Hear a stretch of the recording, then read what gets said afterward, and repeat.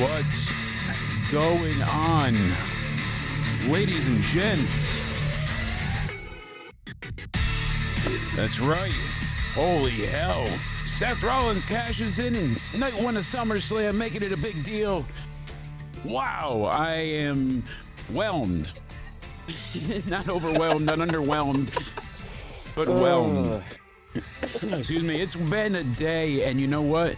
This night was interesting. There's a lot to talk, a lot to mull over, and I couldn't be happier to be joined by the one, the only. You heard him, ladies. That's right. That little, that feeling in your chest. That's what happens when you hear spaz. What's going on, buddy? Not too much. It makes me think of the you must have seen the guy out there that does the little reel shorts, and it's like the Triple H entrance, but he keeps replacing the Triple H laugh with like different laughs. Yes. It's like the Krusty the Clown laugh or the Sideshow Bob laugh. Yeah. Oh yeah, so good. Time to lay the tarps. I mean, what? They did not have to tonight. They were sold out indeed. Behind me, I have my usual slideshow, but we also have pictures featured from the one and only Cody Oneidi 316. So hats off to him. He is at SummerSlam. That motherfucker. He's like, oh yeah, don't worry, I'll take you with me. And then he left me standing in the corner. He's like, I'm gonna pick you up right next to the Home Depot at that bus stop. He thought it was funny. I stood there for like 6 hours. Come on, Jake. That's not the longest amount of time you've spent at a street corner. I know, but at least then I get tipped. This was just... I'll give you a tip if you want. Just a tip, please. I mean... Just for a second, just to see how it feels. No. Anyway. Well, talk about swearing in 7 seconds. We managed to make that horny in 6. Talking about 6 degrees of spaz. We are, and we can do a bunch of crazy things. What did I say at the beginning of the preview? Apparently, we're allowed to swear now. Were you guys not swearing? Were we not to begin with? We had a little bit of Tourette's at one point. Just you tried to help me out with the censor button at one point, and that was about it. Yeah, Jake DeMarco. It was close enough. We always tried to get it lined up. Yeah, this night drove me to drink. Yeah, I was gonna say, I think we're on opposite ends of the spectrum, or I'm just in a really good mood tonight. I am as well. I'm happy to be here. This is the SummerSlam review. It's August 2nd, 2025. Night one of SummerSlam just concluded. Seth Rollins cashed in. Hopefully everybody's doing well. This is the man, myth, and legend Spaz Phoenix with me. Cody will be here shortly once he gets to his hotel room. He just got finishing off the janitor to get those tickets for night 2. So good on him. He's going both nights. I told him, do what you have to, but wax on, wax off, you know? We can stow you safely in the overhead compartment. Exactly. So glad to see everybody in the chat's doing well. Yeah, it has been an interesting SummerSlam. You know, people thought Seth was going to do this.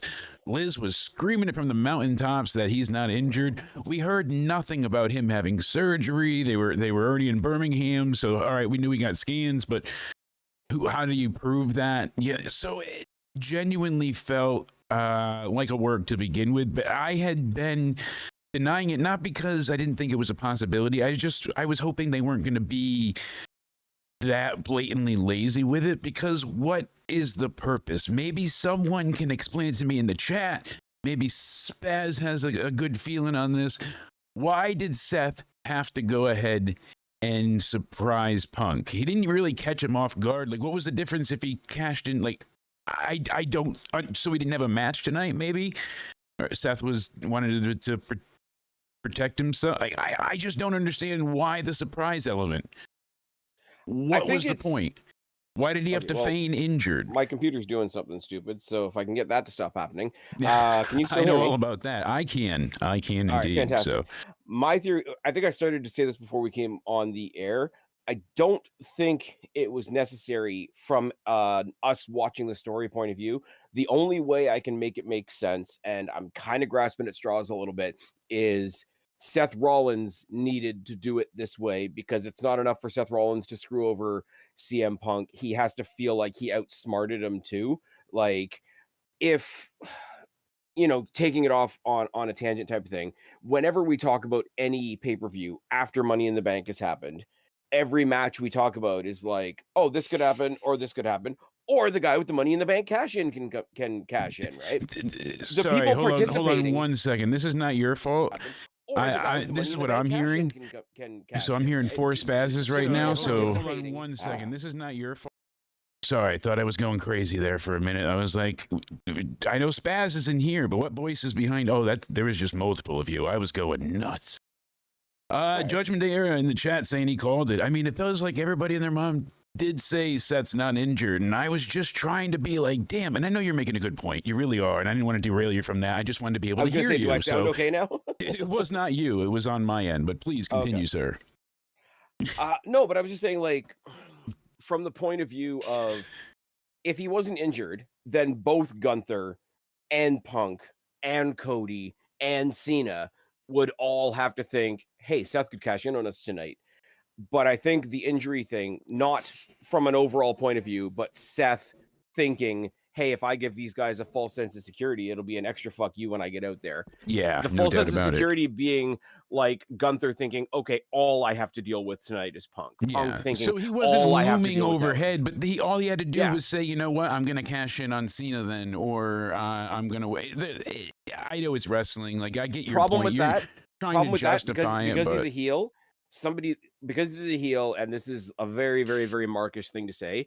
As soon as somebody says, "Oh yeah, I'm going for the other title. I'm going for Cena. I'm gonna take out the biggest name there is," immediately I'm thinking, "Yeah, you're saying that because you're going for Punk." Exactly. Nothing. Like, it wouldn't have been great either which way. Too much. Yeah, that's the issue, and I just wish there was some creative in the creative here. Like they might find a way tomorrow night to justify it.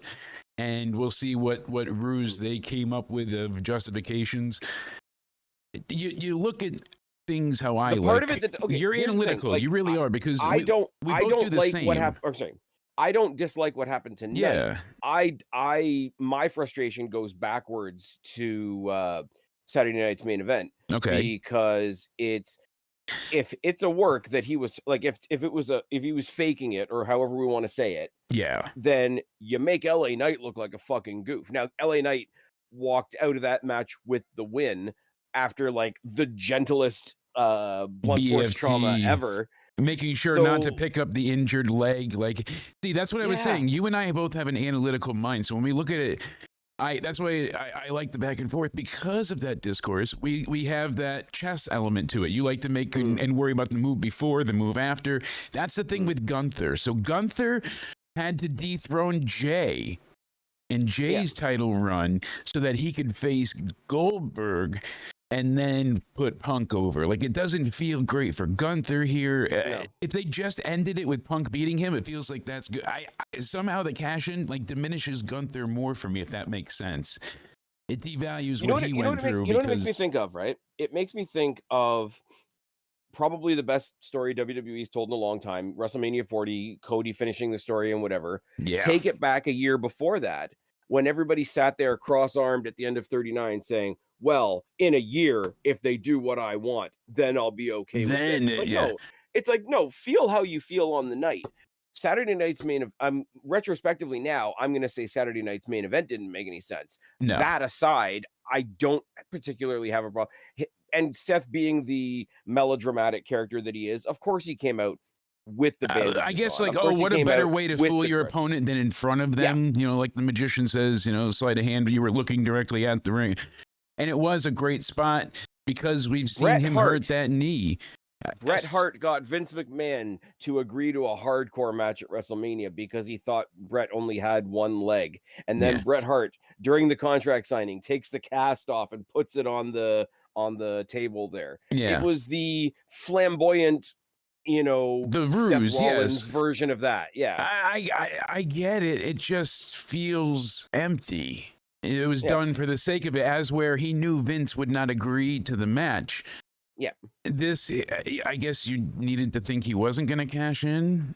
And you then didn't think he wasn't going to cash in because you saw the Bronze lose earlier. That really upset me. I didn't expect them to always beat Roman, but come on, they had to beat Roman tonight by maybe beating Jay at least. I mean, I hate to say it, but it wouldn't have killed Jay to be beaten here. I appreciate Roman taking the spear for his brother. That was a very cool spot. We'll get into all of it. You know, we'll get cousin, brother, lineage. Hey, Work with me, sir, not against me. That's why I got you fact checking. What a mangled tree we plant. Oh, what a weird. I will say this, though. We are idiots in the United States. We only know one chant that we stole from the Europeans, and we just put everybody's name to it. Who were they chanting? Or I think they were doing Jelly Roll, right? Jelly Roll. Jelly Roll. Jelly Roll. Like, come on, guys. Get something better going on here. But okay, enter in chapter 1 of me being in a much better mood than you tonight, I bet. I'm getting to the point now where we get the crowds that we get. And obviously, I'm not encouraging crowds to be dicks, right? No. But we're in that huge crowd era, like WWE's in a, you know, what was the Triple H ad? I don't know if you've heard right now, but WWE's on fire. WWE's, I mean, they are doing great. We know they're doing great, but part of that is obviously the crowd sizes, because, you know, we can actually fill buildings and stuff. Yeah. The crowd noise, especially for certain people tonight, the crowd noise is so loud, I no longer care what they're chanting. Like, I don't particularly like Randy Orton's entrance music. But the fact that the crowd has turned it into one of there's a handful of songs out there that have become sort of wrestling anthems. Yeah. Cult of Personality is one of them. Obviously, Kingdom is one of them. Voices has become one of them. Judas was one. Yeah. Do you remember, right? And now he goes by Adam Copeland again. No more Cope. Yeah. They dropped the Cope trademark. Well, because the Cope thing was stupid. But no, like I take it all the way. I take it all the way back to, you know, you and I were shooting the shit, like, I don't even know if this is during the time where you and I sort of lost contact, but one of my running themes when we were covering like COVID content was like, I was still stupidly giving AEW the benefit of the doubt at the time. Yeah. Judas was becoming a big thing. It was. And I'm like, you know what? I don't even care if I go to an AEW show when COVID is over, because I'm going to see two things. I'm going to see CM Punk wrestle live, which I did. And I'm gonna be part of that Judas thing, because that became like it was fun. And yes, it happened in AEW, but like I don't care. Like, it superseded like what brand it was taking place in. Yeah, like, they were playing it in like arenas and sports shows. The crowd is doing it now. Yeah, right? And where the crowd is doing that with a lot of the songs in WWE now, the ones that aren't AI created by Def Rebel. I mean, I put more effort into my intro songs than they do pretty much half of their entrances. You know what? I know you couldn't hear the intro, but I'm actually kind of proud of myself for this one, because I went through voice mod and all that, and I that was me singing, but I went and I used the Papa Roach filter that they had, and they're like, how much Papa Roach do you want? And I was like, yes. And that's what came out at the end. And I was like, I hear the Jacoby in it. So it's, I you know, at least go ahead and attempt, that's my guitar riffs and stuff, and just do AI backing. They can't even do that. They just literally took another female's voice and then did an AI model to have her sing a song that she didn't sing. And see, the shitty thing about that is the one entrance by them that's really being called out is the Fatal Influence entrance, which is one that I actually which I'm referring to. Yeah, that's one that I actually I like that song. Yeah, so I meant more for the audience, but yeah, that's one that I'm quite fond of. In probably many times that I'm going to mention tonight, I was watching obviously our friends over at the Wrestling for Life Network and their watch along stream, and I mentioned it there. I'll mention it here too. I don't know about you. When I see Roman Reigns come out now, obviously Roman Reigns has always had a very, very extravagant entrance, long entrance, Undertaker-esque in its length and its bravado, slow. Right? The newest version of took his... my entrance. Oh my God, we're don't start, again, aren't we? She took my, what was it you said in the other pod? She took my working uniform, and now she's pissed off Booker T. But no, ever since he's been sort of like come back as like the conquering hero Roman Reigns, and he's got that version of the tribal chief entrance. Every time I hear this version of it, I can't help but picture the live orchestra entrance that he had at 40. Yeah, I have the exact same earworm part of it that go. I can, it's burnt in my mind. It's so as far like sounding already, it's missing that. It's the sound is thick. Yeah, like make all the puns you want, but like it's so rich and involving, and I think it's the best entrance they have right now that's not an actual song. So Involva, like indeed. I'm actually, curious to see what they do when they move some of the NXT talent upwards, if they're going to let them keep some of their themes or change them, because some have really great themes, like Ethan Page. I love that ego. It works for him. That's him in a do you nutshell. hear what's happened? Do you hear what's happened with Ethan Page? Actually, No, we're off topic of the pay-per-view already. Do you know what's kept him from being called up to the main roster? No. CW wants him. Oh. CW values him. CW wants to keep him in NXT and make sure, keep him on NXT so that he stays on our network and make sure he goes out and represents it. Like send him out to NASCAR, send him out to do a first pitch, have him cross over with TNA. They see him as like NASCAR. That marketable a guy. What the fuck does Christopher Walken have to do with NASCAR? Oh dear. What? You said the CW. Oh my God. The fuck are you talking about then? I thought you were talking about the man, the cock and walk baby. And you got a prescription, I got a fever. The only, the cowbell. Ah, fuck it up. Whatever. You go ahead and cut you threw me right the fuck off. So if the network wants him so bad, then the network wants him so bad that they're keeping. Because we want him on the main roster desperately. We do, but you know what? There's no other than Obafemi who is like destined for the main roster. Like Obafemi and Trick Williams are definitely going to the main roster sooner than later, right? Ethan Page could be a figurehead for NXT. If you're not going to move him, make him the figurehead, make him the dickhead. He's got his Canadian North American Championship that he fought Santino for, which is glorious. But I thought that's so cool because like now he should come out to Real American and do a Hogan tribute as a heel each week. You know how much heat he would get if he went out and did the Hogan. Oh God, that would, because he's got the Real North American title now that he's saying, and he keeps saying that he's the real champ. So come out to Real American. Okay, this is where you get like an intentionally bad AI version. I am a real North American. You get Joe Hendry to sing it. That's what you do. Oh my God. Joe Hendry's in town. He's certainly he's in town this weekend. He's doing I know you're probably doing the sound effect. I can't hear it. No, I know. It's that guy. I'm telling you, you say his name. Just don't do that in the shower. I was a fool. I was trying to watch a Joe Hendry match on my phone in the shower, and he appeared. And all of a sudden, you were in Tokyo. Anyways, he was in Tokyo. Apparently he's been a big part of the what do they call it now, like the fan experience. They call it like the SummerSlam takeover or whatever. Yeah, he's been part of that all week. Is kind of disgusting in some ways. Like they are exorbitantly priced. Some things are moderately priced, but some of them are like crazy expensive. I mean, the price of everything, supply and demand, but the price of everything is going to be an ongoing conversation, and I don't tend to touch on it anymore just because it's the same conversation. It's worth talking about, but it's worth talking about if something changes. Yeah. You know what I mean? Like, everything's expensive. Yep. All right. We know next that. Week. Next week, everything's expensive. Do you know what I hate? Side tangent from a side tangent. When somebody who does any specific thing, like somebody who does like vegan cooking or something that specific, right? Yeah. Oh my God, can you believe how much I paid for this? Can you believe how expensive this is? Yes, I can, because everything's expensive. Go fuck yourself. Even the bag milk, even the snippet for the bag milk is... Oh my God, the snippet.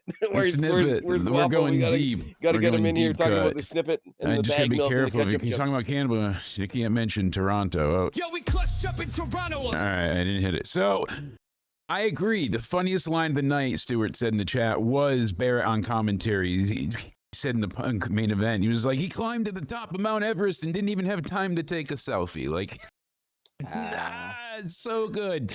You got. I'm not gonna lie. I'm not gonna lie. At the beginning, the stuff that was flying around online, I don't know whether they said it on commentary, when they took Roman's shoes and they put them around Paul Heyman's neck. The Shulafala? No. Oh, the tribal thief just gave the former wise man the Shulafala. The Shulafala. So we're half on. There we go. Yeah. That's something. Oh, Uh, we should do a really shitty Paul Heyman t-shirt that just has like two shoes on it, like like the fake tuxedo shirt. that'd be great, and I'm still shocked that Seth is champion. In a way, like I didn't think this would happen entirely. I'm very much so surprised. I got thoughts. Yeah, we're gonna get into all of it. Speaking Absolutely. of shitty t-shirts, So speaking of shitty t-shirts, we got to talk about the t-shirt that they had to throw on AEW shop because it didn't sell in the venues. yeah, The kayfabe is my love language. Eat shit. that's These are the people that say WWE's like ruining wrestling for like releasing WWE Unreal. Haven't watched it yet, by the way. But like, you're gonna make a t-shirt talking about kayfabe and just take the piss. yeah. But WWE's ruining it because they showed a little bit more backstage footage than stuff that we've already seen 100 times. Exactly, and that's the thing. I'm just saying. I think the Paul Heyman Shula Fala shirt will sell better. Kind of like SummerSlam I bet you tickets. it would. That's a foregone conclusion if I've ever heard of one. That would definitely probably sell better. So I don't know if we're still streaming on YouTube. It's having an issue. So hold on one second. I want to make sure that it seems like we're still live. Okay. I mean, I got you up there muted. So all right, we're good. You still look like you're up there. No, we're good. We're good. I was attempting restream before, and when it signed everything out, it went ahead and was like, hey buddy, fuck you. And hey buddy, hit bow. I had to fight the computer are we just with on the YouTube, desktop. or where are we? We were going to be in a multitude of places, but the restream was not working. So we're still on in YouTube land, but not on Twitter, not on Rumble, not on Twitch. That was supposed to be like the SummerSlam plethora of streams, and it says offline for all of them. So whatever. So it's SummerSlam, and you pulled a Kevin Nash. You tore your quad. I tore my quad. My feed is down. Actually, I cut such a sick quad feed that it was a 420 no scope. You know, bam, baby, got my Predator missile coming for you. I do love that Kevin Nash is out there just telling everybody that's being shitty to go fuck themselves. It has been, yeah, it has been. It's been pretty gross. Yeah, so many people, and I get it. You don't have to celebrate Hogan. That's fine, but you shouldn't celebrate that he's gone either. And you shouldn't be canceling people for posting their own thoughts and well wishes and whatnot. Fucking, and like, not that you should do it to anybody, but who the fuck is still targeting Chelsea Green? Quite a few people, actually, sadly. Like why? Like, I'm not sure, but it's like she went and apologized. That guy, I don't know anything about the weightlifting world, but what, like Joey Swole or whatever, that like canceled his show and canceled his social media and he got his pictures flagged on Instagram because he put pictures of himself when he was a kid in Hulk Hogan like merch. Yeah. And they started flagging him for like hate speech. He basically apologized, saying like I should do better. And I'm like, once you succumb and bend the knee once, they're gonna make you do it every time. But like, you put a picture judgment. up of yourself when you were a kid, and it's hate speech. It's like the Sydney Sweeney bullshit. It really is. Hey, we all got good genes, that's for sure. We all got good genes, and not all of us are walruses with purple hair. Hey, anyways, moving swiftly on with the plugs. It's like the women that made the T app. Oh, that's a story and a half too. Leaked. It's like, don't worry, guys. These are the women that think you're a piece of shit. These are the ones that are out there getting revenge online, telling you not to date other. Don't date this man. He's evil. Swole is back. He posted a video like 2 days ago. Oh, well, who was it? The singer that you were talking about before that got like a bunch of hate because like people quote unquote outed her as being straight. Like, all right, that shouldn't be a thing, but okay. Yeah, I forget now. Shouldn't, but yeah. Okay, let me be fair. Okay, before anybody there's been so many of things like that. Outing shouldn't be a thing either way. Let me be clear. But let me be clear. Come on now. Were you excited for Cardi B tonight? I mean, that's where your mind should have been at, because thankfully it was quick. What in the Tim Burton goth wedding was she doing?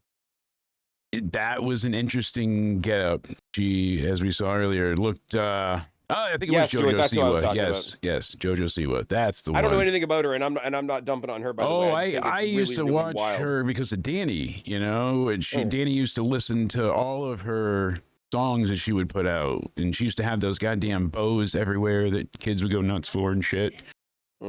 I just think it's wild that people are angry that somebody's straight, but you know, be whoever you are, but like also fuck off. Like, she hated her, regardless.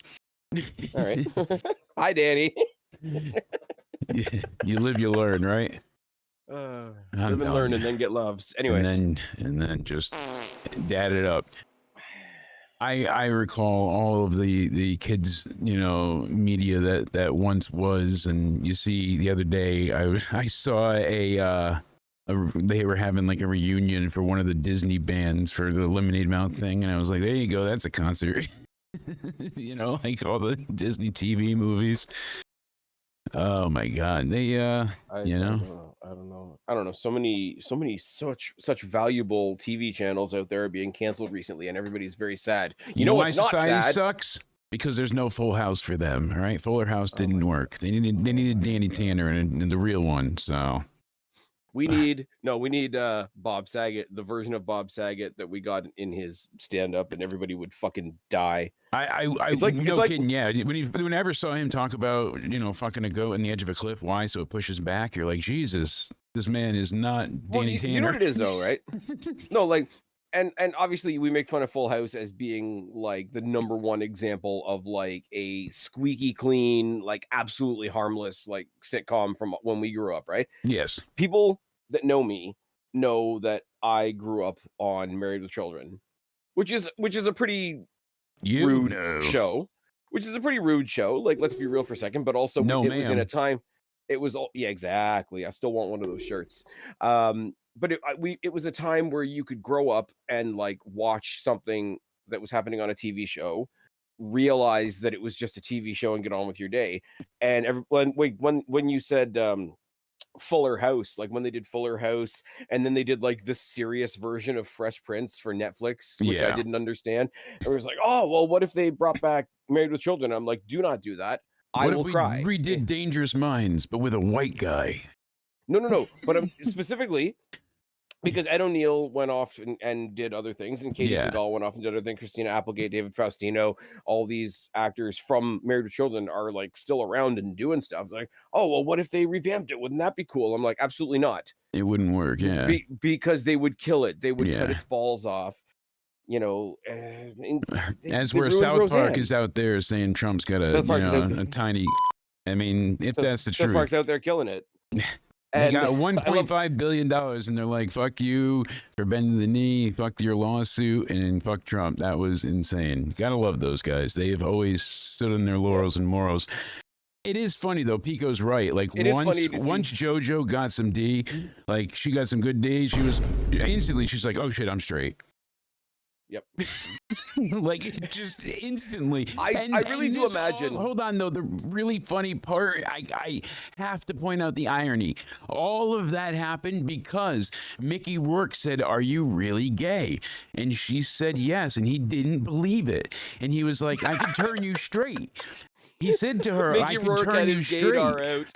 But he did, but he said I could turn you straight, and she went ahead and wasn't even like overly offended. But the online discourse was that man's terrible. He got canceled and removed from the show. And is it offensive? Maybe he made her a little uncomfortable. But he was trying to be funny. Regardless, he was. I mean, it's kind of a dickhead thing to say. What was it, Rammy the Ram or what? Rodney the Ram? Randy the Ram. Randy the Ram. There we go. He was fucking right. All right. He knew that the cunt won't do. He said it. I kind of imagine like if you're a kid and you were forced to grow up in a vegetarian household and somebody gave you steak for the first time. Yeah. That's a meat pun, ladies and gentlemen. Like JoJo walked in. The soul snatcher. The soul snatcher. She walked out. What'd she say? 2 inches? No. I need 9. Up those numbers, boys. She had a little bit of fun in the house. Those are amateur numbers. We need to get those numbers up. She's like, everybody drop trowel right now. Let me talk to you. Yeah. Yeah. JoJo Siwa takes 5 away. No. You went the wrong way. You went the wrong way. You went with LA Knight. What you should have gone with is Roman Reigns right there. We need to acknowledge our tribal queef. Oh, see? Oh no, this is queef. This is not Chief absolutely Queef. not a wrestling There we show go. anymore. I tried to stall as much as I could for Cody. I know he wanted to be here. We've had so many technical issues the last days. The SmackDown review got nuked into hell. Oh no. There was an update as the computer restarted, and it literally just didn't and then stopped doing. It was like, I'm done. So I replaced the ferret, and now it's working. So you know how the back on the get. hamster wheel because the hamster wasn't working very well. Yeah, it did. Oh Nice. no, the ferret was, the other one was dead. I forgot to feed it. All right, I'm gonna attempt to be an adult for a second. This will be scary. Uh-oh. The place looked, in all seriousness though, for tonight, for MetLife Stadium. For the whole idea of we're gonna turn SummerSlam into what does Simon Miller call it? Hot WrestleMania. Yes. They haven't done too bad. Like, I know they didn't fill the whole building. They did bring the screen up a little bit, and it's obvious depending on like where you were watching from and whatnot. There was a couple times where they had their camera pointed right at the black spot, and I'm like, guys, don't do that. You're feeding the trolls. But other than that, they managed to make the place look like $1 million. It looked like they were stacked to the rafters. This is Cody's footage, by the way, and you can see here. I mean, he's face on with the stage. Yeah, so he got to go ahead and see the pyro and everything nice, and because they had the pyro going off above that top part there, which is pretty cool. But you know what odd thing to land on first, but you know what they tackled really, really well? It's harder to make effective pyro in the daytime because it's the daytime, and I don't think they did too badly. And they didn't do much pyro early on. Like they didn't have the welcome to SummerSlam, unless I missed that. Well, they part. did. They did like the first initial, like after Cardi B came out and did a bit of screeching in her weird Tim Burton dress. Yeah. They did the initial opening, but it was just the very bare bones basic. A couple of pyro stanchions on the. That's stage, what I'm saying. It wasn't their usual like grandiose, gonna blow our budget all on pyro. Maybe because they're not. You know, where Night of Champions was, Mr. YouTube. The only one that didn't look very good was when we'll talk about the matches when we get to the matches, but when the ladies won the tag titles and they were posing on the turnbuckles, it was the two turnbuckles facing the announce table position so that the stage would be behind them. But with where Cody was head on, yeah. What do you call the central bit with the 4 screens around it? That was behind them as well. So there was pyro happening behind them, but the big center screen was in the way. Now that only affects us watching TV. I'm sure for people in the building it was fantastic, but it was just like they should have, like, not that everything has to cater to TV, but they should have gone to the hard cam side and then they could have looked to the left to see the pyro. But as far as the building itself, the building looked great. The sort of like the tiered what do you want to call it? We used to call it the Titantron. How it was done in strips and layers, and it was like it was almost looming over. I don't know why I'm making hand motions because you can't see me, but it wasn't just a flat screen. Which is what everybody thought it was going to be. Everybody that was seeing pictures earlier on in the week was like, "Oh, good, they just brought the screen over from Saudi," and it's like, no, they did a little bit more. It wasn't. You guys, Seth Rollins coming out. It's for the post-show podcast here, showing himself off to the crowd. Hey, there you go. He's what do you call it? The post-show there. The post-show podium, but Big E's there. Those guys fought over the NXT title back in the day. For those of you that subscribe to the NXT YouTube channel and have your episodes coming and popping up. The bronze out there that lost. You know, so we were at East Rutherford, New Jersey's MetLife Stadium, as you said before, August 2nd, 2025, live on Peacock. This is your SummerSlam review info, folks. Cody will be here eventually with his first-hand take. It's Jake, a.k.a. Countdown Ended with Spaz Phoenix from the Spaz Phoenix podcast. Him and I do the State of Wrestling each week, so make sure you check out Spaz Phoenix podcast on YouTube and where all podcasts are found. He does some great takes on NXT, WWE, and we even do our yearly AEW What the F Is This podcast, which was great. You can still check that out about All In before he heads to All Out in where? Toronto, not in the dome. Not in the dome. Yeah. You think AEW is gonna fill the dome? You're joking. That would be interesting, though. At one time, they probably could have. Now, I'm not so sure. Tonight, they had, what, 51,000? I think I have the numbers somewhere on my long sheet of notes.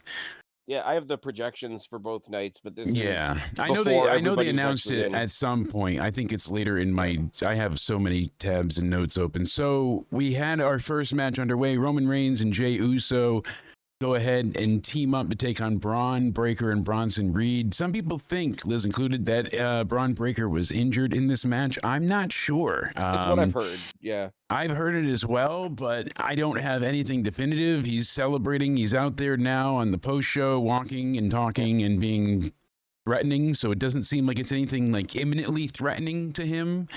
Yeah. If it is an injury, it's not keeping him like where, oh, he's limping a bit, but is he selling? You never know with him. Like, God knows. Well, here's the thing. Like, look what Seth just did. How are we supposed to believe any of it?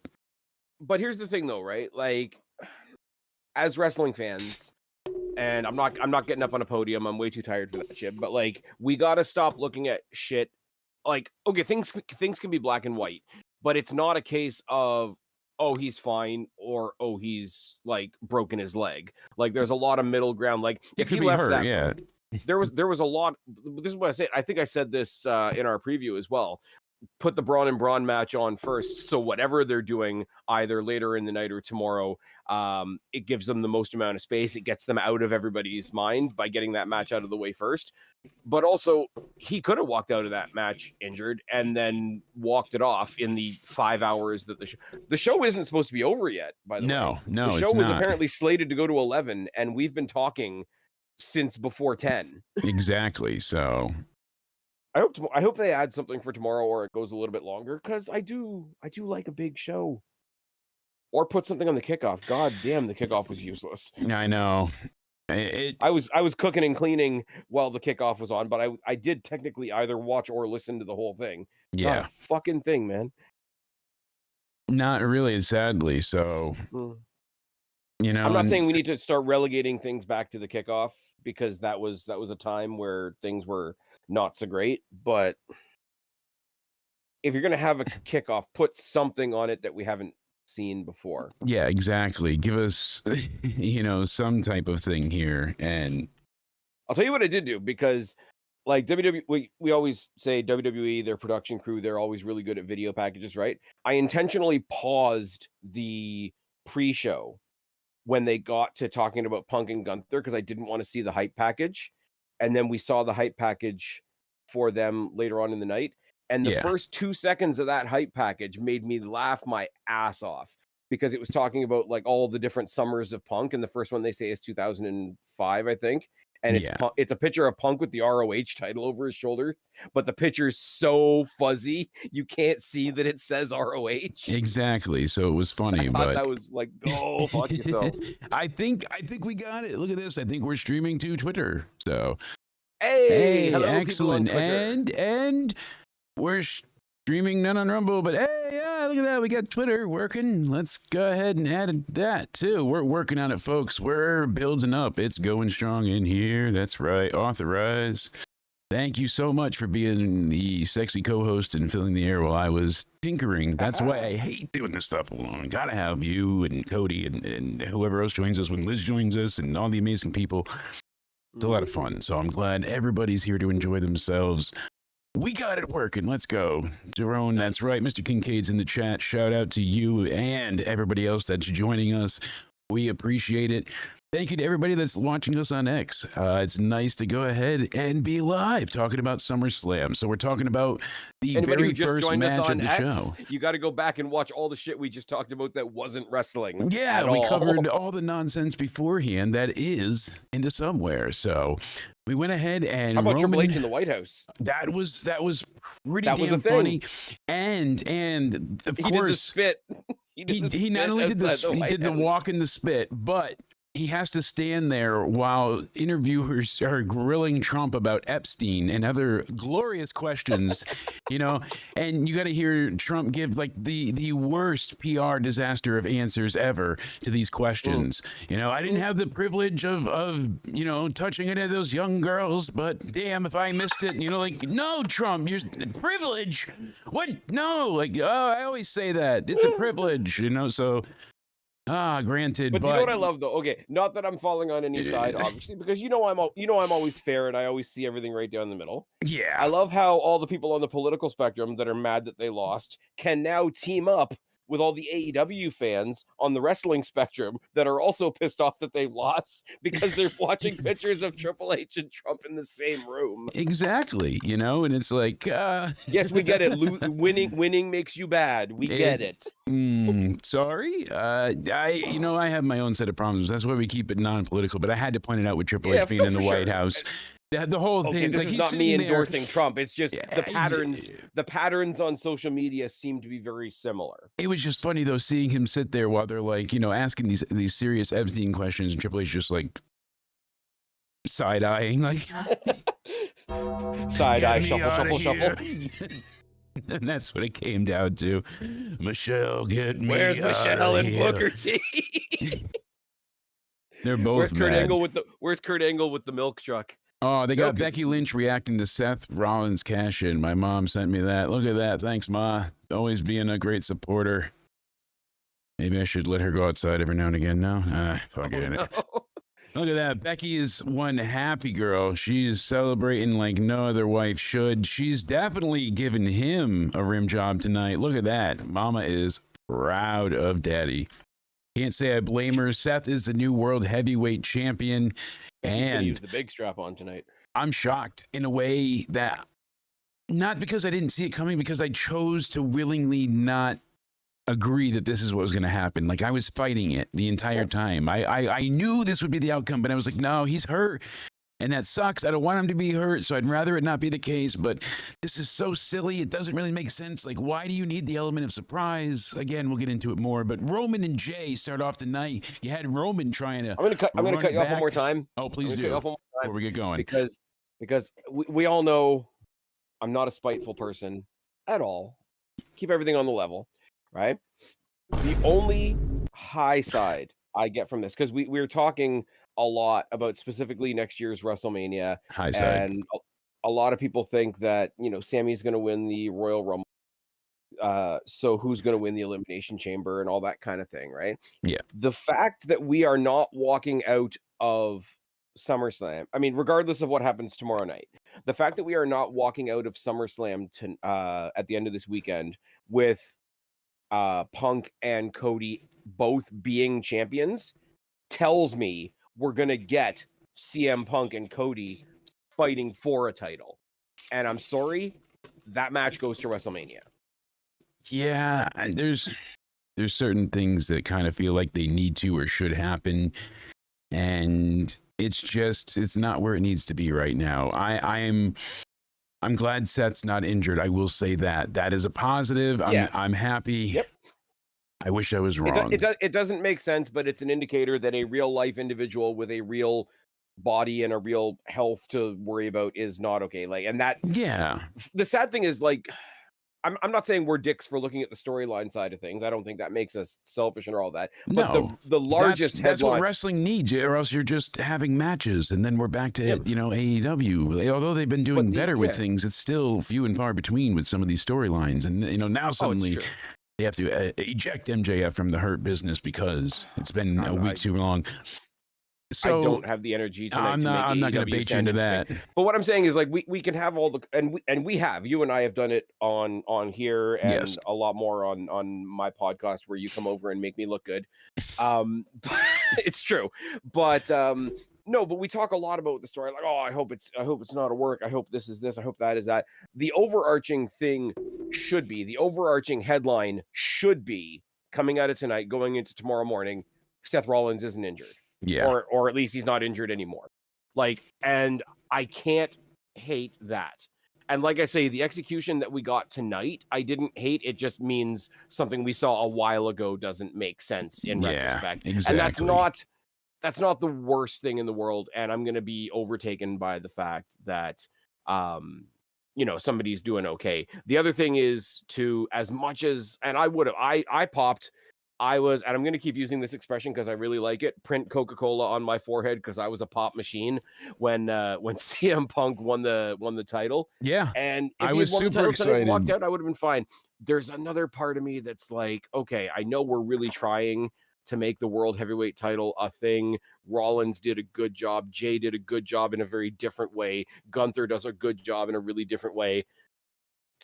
If I see CM Punk coming back and becoming champion, in my head, it's for the championship. It's, you know what I mean? The title, exactly. The undisputed title and whatever. And I'm sorry, right now, if we did win the title, it happened to Drew, shades of Drew for Punk, they both went through the same thing. I actually think Drew had a minute and some odd seconds longer.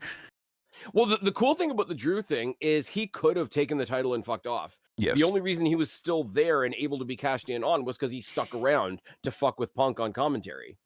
Exactly. So like that came to bite him in the ass himself. My thing is right now is if we're looking forward to WrestleMania next year, I think people want to get Royal Rumble out of the way for obvious political reasons. But I think right now, if your two main events for next year's Royal Rumble for next year's WrestleMania are Sammy dethroning Seth Rollins and Punk versus Cody, and I don't really care who the winner is. Yeah. That's not a bad it's not a bad card. No, but here's the thing right now.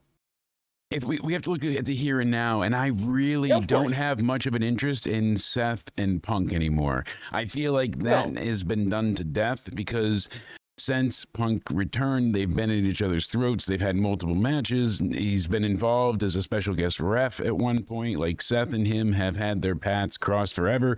Seth said, I wouldn't let you win the title, but Punk won it. And he took it away from him. He wouldn't let him keep it, but he didn't say, I wouldn't let you keep it. He said, I wouldn't let you win it. So he didn't keep his promise, but night two is doing the heavy lifting. We kind of had that thought, Jelly Roll did very well tonight. That table spot, I thought Jelly Roll was going to move out of the way. No, he took that and he took the brunt of that.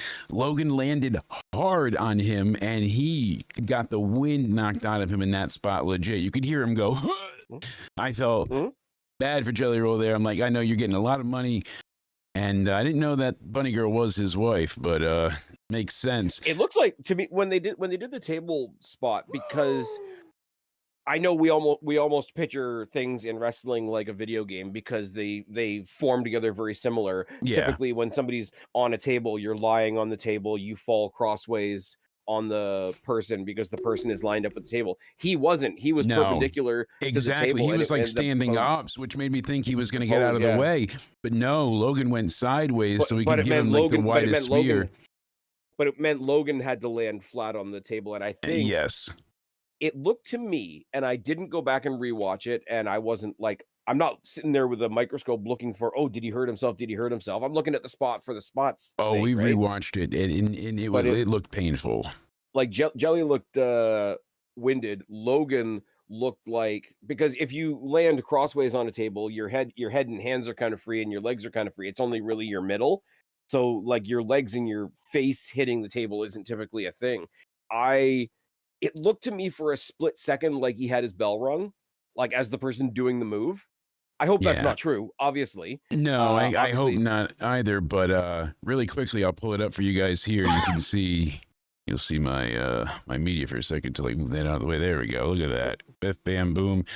This was one hell of a spot. I mean, this really was nuts. Look at this in slow-mo.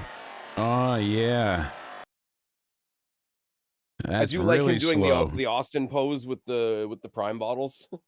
That's really slow. That was too slow. Let's go ahead and let's go back right here. Go through it. Here we go. I mean, that hurt. Like you said, he came through the air there and then managed to go ahead and just completely go horizontal, align himself with the table.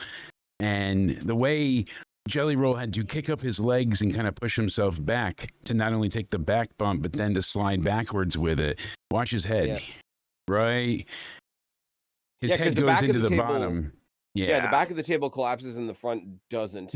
I think the more they go on about our indestructible commentary tables, like the more I'm thinking, okay, just grab one from under the ring. It's fine. Get the Slim Jim table Like the out more, of there. but the more like, and I'm not concerned trolling, like that's not a thing we need to do, but like the more complicated you make the apparatus, the more there is to go wrong. Oh, Like absolutely. a simple folding table in wrestling is classic. You can't outdo a classic. I'm not Here's gonna lie. Logan Paul's view, by the way. I'll show it to his perspective that we had here tonight. So let's go ahead and check this out. You ready? He toasts the prime, and look, that is so cool. Is that what he had, the sunglasses or whatever? Yep, he had the nice. actually I didn't know that. One of the bands that I talked to, they went ahead and got those same glasses, and you can record like live footage, and it sounds incredible. And look how crystal clear, like that's nuts that this technology is that advanced at this point. I didn't even know that was a thing. I thought he was just like, I mean, a lot of people I was talking to just thought like, oh, he just put on shades because he's a douche. Like, no, I didn't even know that was a thing. I knew that was a thing, but I didn't know that was the point that he was doing that. So, okay. It was well, because I think they figured out that the stuff that he's tried to do with the drone in the past has been a little like they've been good ideas, but the execution has been a little hit and miss. Yeah, and we were doing a nice thing on Twitter. So there was this girl, Emily, that was celebrating her 23rd birthday. So everybody from the wrestling universe was going out and saying happy birthday to her. So there's the original tweet. Milo, my pup, sent her a nice little happy birthday earlier. He posed on the couch after getting his tub, getting sand up every crevice at the beach. So he dug and dug and dug his way into my heart. That's my good boy. Aww, so cute. But I said happy birthday from Milo. So hopefully she's having a happy birthday, and you can go ahead and send her a nice little happy birthday from the wrestling universe. So go ahead and follow the link in the chat. Thank you, folks. We might be dickheads, but it is kind of cool to see the community doing some good shit every now and then. I love those little moments, certainly. Yeah. Apparently the MLB's having a hell of a night tonight with the Braves and Reds playing at Bristol Motor Speedway, and the fields are just mud central. 53,161 people tonight. Excellent. Talk about a sellout. I don't believe Jelly Roll's done either. No. This opening match, Baz, Roman and Jay, like we started to say, had some really good offense. It obviously always built to the big spots on the outside, the spears, breaking down the barricades, the clotheslines. A lot of it was as you would picture it. If I told you, what would you think a match between these four would be? This is exactly the match that I envisioned, minus the ending. I really thought the Bronze would end up winning. I feel like they should have won. I feel like they needed it, especially at this point in time. We were to believe Seth is injured. These guys feel like they had no idea or what direction to head in now. They're lost without their leader, Seth, and now they're worthless without him because they're losing. Two big, behemoth, young, hungry beasts can't beat Roman and Jay. And it was like, damn. And I know you want to put Roman over, but they could have pinned Jay here without it really hurting Jay. The way they ended it, and it was the first of two sort of tag team can they get along stories tonight, and they ran those matches back to back. The way they made the ending of the match not about their opponents. They made the ending of the match about like how much Roman has Jimmy's back. Now that Seth is back and they're back to being a trio, prediction. Probably in Paris. You're going to get Seth added in. You're going to get Jimmy added in. They're going to run this back as a trios match. And that doesn't hurt my feelings, really. Yeah. I figured if not Jimmy, then definitely Punk or... I don't know if Jimmy will be involved, honestly. I think it'd be more... Because originally it was supposed to be a 6-man tag at SummerSlam. That was what we were reporting at that point in time. It was going to be Seth and the Bronze taking on Jay, Roman, and Punk. Punk ends up taking on Gunther because Seth's injured, Dr. Evil style. 1 million, you got Well, the reason I like that match a little bit more, it's more for the sake of Jimmy, and like they've been a little muddy with the draft recently, so it's not that much of a stretch to say, hey, go. They've been less finite with where people have landed and how they have to stay. I'm fine with. Yeah, granted, like but people that are complaining, like, oh, how come Chelsea's showing up on Raw now? It's like, has she bombarded the show? Has she changed anything on the show? She's just having some matches with some different people, and like she's there with her group to be a pain in the ass group. Like, what are we doing here? Yeah, because there were some really great moments in this match with Roman coming through and saving Jay on more than one occasion. So first, Breaker gets to the floor, and Roman gets him with the Superman punch. Of course, he laid out about, I think, 300 Superman punches, but he spears him through the barricade. Braun Breaker's laid out. This is awesome chants ringing out from everywhere. People, they're excited. And then Bronson Reed goes up, but he gets hit with a Superman punch, gets knocked down. That tower four-way that they did, that spot was incredible. I would definitely say to watch this match. I mean, Roman and Jay go for the 1D, end up hitting it on Bronson. That was a really cool moment. And they get the pin, but Braun Breaker breaks it up, and then he comes in. You think that he's going to go ahead and he just starts beating on Jay, but as soon as he pulls the straps of the singlet down, he pulls them up, pulls them back down, and I was like, okay. He goes for the spear, but Roman shoves Breaker looks Jay like he's out of the glitching way. mid-match. Yes, he was like, no, all right, I already did that. Sorry. And when he does that, like, neck cracked from side to side, and it's just like you're like trying to. It's like the dude from Men in Black, like when you got the alien inside the dude that's trying to get out. It's like there's an alien trying to get out. My skin suit. Got any sugar? Give me a paperclip. Yeah. It's a bit loose. It's Lizzo. Michelle. Oh, wait, not anymore. Oh, sorry, wrong voice. You pissed off Booker T. You and your draft picks. Oh, no. Can we give some props to Seth's medical team and his intense rehab? Yeah, Pico. Whoever he's seeing, I need to see on Friday. I am not looking forward. I've had so many surgeries. I'm not nervous about going under. I'm not nervous about the surgery itself. I'm not nervous about being in pain. I just don't want to not be able to walk for 10 fucking weeks minimum. That sucks. So, and now for a quick word from Blue Chew. That's what I'm gonna have to do. Between that and Percocet, I'll find a way. But I'm gonna be streaming a lot, so you guys are gonna have to deal with me and my insanity being trapped in this living room. Thank you to all, multiple dozens of you on Twitter watching right now. I appreciate it. Make sure you guys go ahead and hit the follow button for more. We're gonna try and be live on Twitter each time we're live on YouTube as well as Twitch. Getting those numbers in. We're working on it, trying to hit 10K. Get in the chat and help Jake keep his sanity. That's right. We're on our road to 10K on the YouTube, so make sure you're subscribed over there. Jake Countdown and DeMarco. And tomorrow night, I'm trying to work on having live calls, which would be cool to go ahead and hear from some of you. So stay tuned to see if it works. We're trying some things out. But thank you to everybody tuning in. Two cool things I want to say about this match. Please, yeah, because I want to know positive takes. Number one, I love that Bronson Reed came into this match with the biggest chip on his shoulder of anybody else in the match, because I think he kind of realizes that this match was kind of like, oh my God, 3 main eventers and Bronson's here too.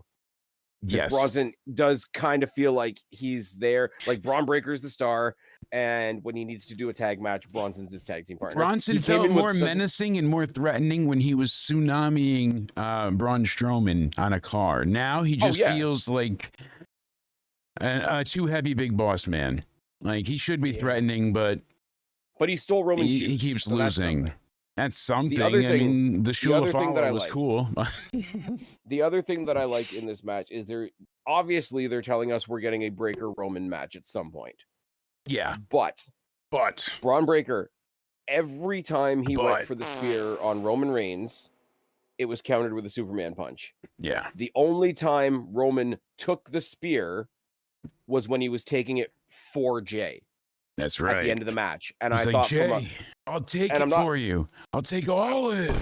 Oh my God.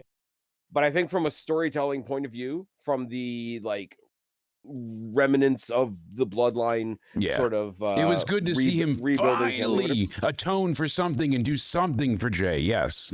Exactly. But not only that, like, in other words, unless I'm distracted by protecting my family member, I've got your number with the spear. My brother's about to die. That's a cool story.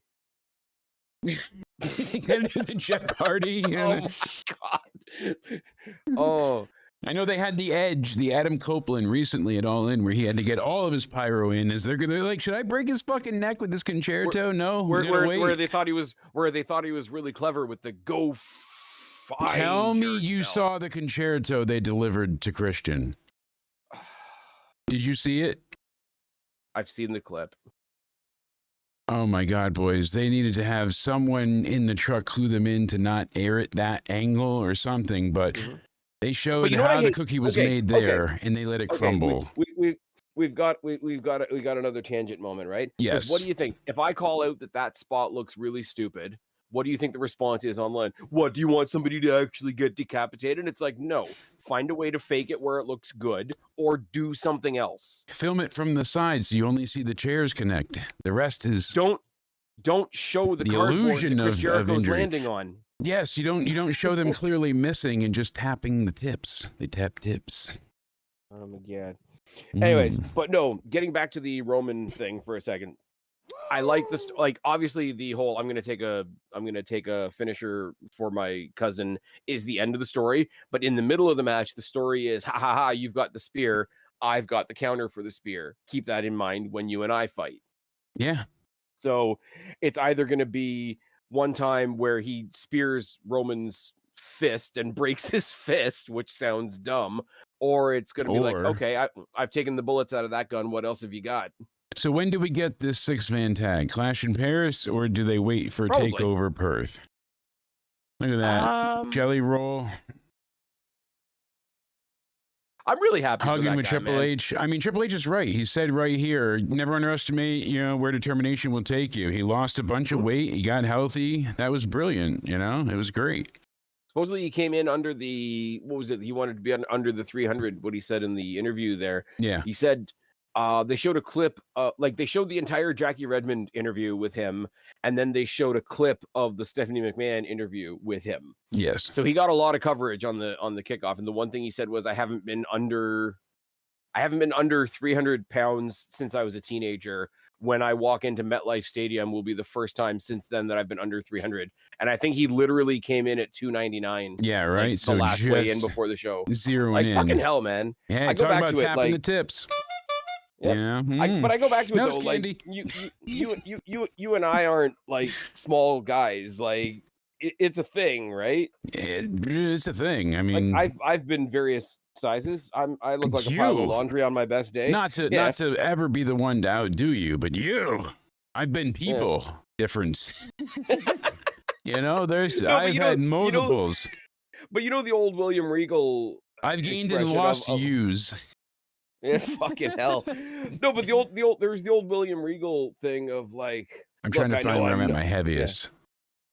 Yeah. Well, that banana clip of you with what's his face telling you off there. Oh yes, that's there's the old William Regal expression that I used to love is like, look, I know I'm no prize. I kind of look like a pile of undone laundry, right? We get that most days, right? But like to do what he did, like that even bastard. from like just from like seeing him on TV, like when he came out a year ago to chokeslam Austin Theory, to when he came out to sing, what was it, 2 or 3 weeks ago? Like, holy fuck, man. Yes. Like, he sounds happy? Yes. Elated? He sounds happy. Jubilant? Yeah. Yes, I agree. No, he sounds very positive and it makes me feel good. So yeah. Like I first heard about him when I don't even know what awards show it was, but he won like New Artist of the Year and he had like just turned 40 or something like that. And he had the big like motivational thing. And, some of it people shit on because he was talking about like spiritual stuff and whatnot, but it's like, fuck off. It's his own life. But it's like, it's, I don't want to get sappy, but like, it's a beyond, it's a beyond wrestling thing. Exactly. So the guy wanted to do something and like the guy wanted to do something and he did it. Yeah. Like there's no simpler happy story, and it didn't fall apart. Yeah, no, it was holding together, holding strong. So makes you happy to know that hey, he did well tonight. He sold his ass off, and if anything, even if he couldn't wrestle well, Jelly Roll sold really well. But he knows how to even if he doesn't know how to bring the fight, yet. He knows how to exist in the story of the fight. Exactly. And He that's the knew bigger part of it. when to sell more, when to pause and wait. All right, soak up the crowd's reaction. Now walk towards the tag spot. Now let the trainers get off you. Now, you know, come back. He did a great job. So what what's most going on, wrestlers would Daniel call, son? Hope you're doing well. You're what going most tomorrow. wrestlers would call Awesome. Have fun boring at night basics. too. Yeah, What most boring. wrestlers would call boring basics, but like Granted. it's his first time, so we're going to be looking for, like, does he have the basics? Does he have something to build on? Is he going to come back and do more? Jelly Roll wasn't going And to be Stephen Amell. He wasn't going to go in there doing, you know, springboard moonsaults and being able to jump off the top rope, but he didn't disappoint either. For a big guy but that had here's the lost a thing, ton though, of as weight well. and had Here's all the thing, that on though, his as well. knees, he did it. Stephen Amell was like, I'm not saying he's small because the guy's in way better shape than me. Pretty Yeah. much everybody is, but like he was made to be a certain kind of wrestler, and obviously liked high flying wrestlers, and you know, the whatever you want to call, like, the modern style or whatever. But like, let's go back a second Yeah. to like your Bam Bam Bigelows and your Big Boss Men and like people like that. They wouldn't do what Stephen Amell does. I'm not going to say No. that makes Stephen Amell a better wrestler. No, granted. I get the semantics argument because I it's could do with all, yeah, you could I do could do without without. the choke slam, because a lot of people use the choke slam as just, oh, I'm a bigger person, I should do a choke slam. But you know But what? when That he choke slam was far, far better than who else did a choke slam recently? And I was like, God, that was bad. But this was far better than what I have seen most people do recently. And Logan sold his ass off as well. He leapt up super high. Yeah, there was a recent choke slam, and I was like, God, that looks like shit. Yeah, a choke slam for larger people is becoming like a super kick for the smaller guys. Yes, where you go with something, and it's not new either. Like a side slam is not the big boot breaking any side slam, big boot, shoulder barge. Like, you're like, he's lost a bunch of weight, but he's still a big guy. Yes. Do big guy stuff. A lot of the even the celebrities, like the Logan Pauls and the Bad Bunnies and the Pat McAfees, and have all come in and done like their version of a smaller, high flying, I'm going to do a spot guy. Yeah. Be the celebrity that represents that other kind of wrestling. There's multiple times a year, probably 3 times a year, that I still go back and watch the Bad Bunny match from Puerto Rico, and they did Backlash there. Oh, with Priest? Yeah. Just because over-delivered like crazy. Yeah, just it's so much fun. I love his entrance. I'm not even like a music fan of, you know, Bad Bunny or anything, but you know, Chimbella, the fucking crowd is like a concert. They're going nuts. That was like one of the biggest responses we had seen up to that point since COVID shut the great everything thing down. about this, right? Like, I'm not particularly a country person. Yeah, right? no, but like Jelly Roll delivered. If he didn't show up on WWE, I probably wouldn't listen to. I went and found like 1 or 2 of his songs. They're not bad, right? But he's got a response. He's tapped into an audience. Your example of Bad Bunny, right? Yes. Is not like, I don't live in Puerto Rico. Like, let's be real for a second. I live in Toronto. We put the chamber in the dome. It's fine. It's not my kind of music. He was, but it's, you don't need it to be your thing to see somebody like outside of like what it is, wrestling, music, acting, whatever. When you see a star with their people, you can, it's undeniable, and it doesn't have to be your thing. Yeah, no it's like doubt. I said, the whole, I go back to AEW. I say, I don't get the Hangman Page thing, right? Yeah. I don't like the Bucks, but I get it. You see the Bucks show up on an AEW show, that's them doing their thing for their people, as small as that group is. Whereas Hangman, I just don't get it, right? But like Bad Bunny, I'm watching him on a wrestling show. I don't have to like his music. No. But I'm watching a wrestling show with an audience full of his people that do like his music and want to see what he can do in the ring. Exactly. And eventually that excitement becomes infectious. You took the words right out of my mouth. I knew what you were going to say. All these years, I can read you like an open burger. Nice. That's right. Took the words right out of my mouth. It must have been I can't tell. I'm like, Jelly Roll is better than Snooki. Oh, yeah, no. Jenna, Jay Leno, and Dennis Rodman. I wouldn't go as far as say he's better than Johnny Knoxville. Knoxville and Sami Zayn killed it, and that was a lot of Sammy. But again, I loved the conversation I was having with a buddy of mine. Yes. Right? Who's sort of an in and out wrestling fan. I'm not going to mention his name in case he doesn't want me to mention it, but like you can say it's Chat GPT. All right, it's continue. No, buddy of mine does MMA in his real life. Like that's his sport of choice, right? And also he knows I'm the wrestling guy. He's watching the wrestling. Oh, he tuned in and he's like, oh, I'm gonna watch the what do you call it? The Wrecking Machine or whatever the Rock's new movie is. Yes. And we got talking about. He's like, oh yeah, by the way, I'm watching SummerSlam. I'm like, yeah, no kidding, because we just saw the ad on SummerSlam. But we're talking about the whole celebrity thing, and everybody's got their own take on it, right? But like, oh, it starts getting really bad when WWE starts bringing all these celebrities in. I'm like, you mean like they did at WrestleMania 1? Like, I've been thinking about trying to get right. It wasn't as common, but there's not a time in wrestling that didn't have celebrity. Everyone wants to try and be right. Everyone wants trying to be on the right side of history. But like you said, when you look back and how celebrities have been involved, most of them haven't worked great. And it's true, but they've found but they have found their way to get a certain type of celebrity that loves or grew up watching wrestling, or at least is a fan of it, so they get the but the entire strokes. Point of this, like there's a rivalry obviously with Orton and Drew McIntyre. Anybody that sees Logan Paul is going to boo Logan Paul. None of that mattered tonight.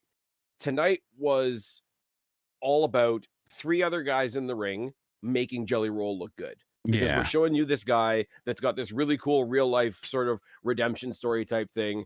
And Jelly Roll's taking a stab at this whole wrestling thing. Let's see how he does. Yeah, let's see what happens. Whatever the kayfabe that got us here is, the real story is Jelly Roll's going to try and have a wrestling match. Let's see how it goes. He wants to go ahead and you go back to the Johnny Knoxville thing, right? Yeah. Was that meant to be taken as a serious match?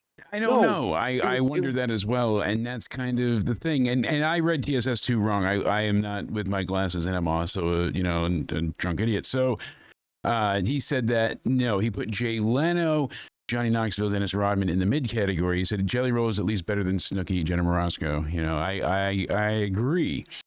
And we'll talk about the cross match, but you're not wrong. There was that certain section of fans that love Jelly Roll. There was the fans that know of him, and then there's the some that are like, okay, I don't know him, but I'll give it a try. And I felt like that was the majority versus those being like, oh, forget this guy.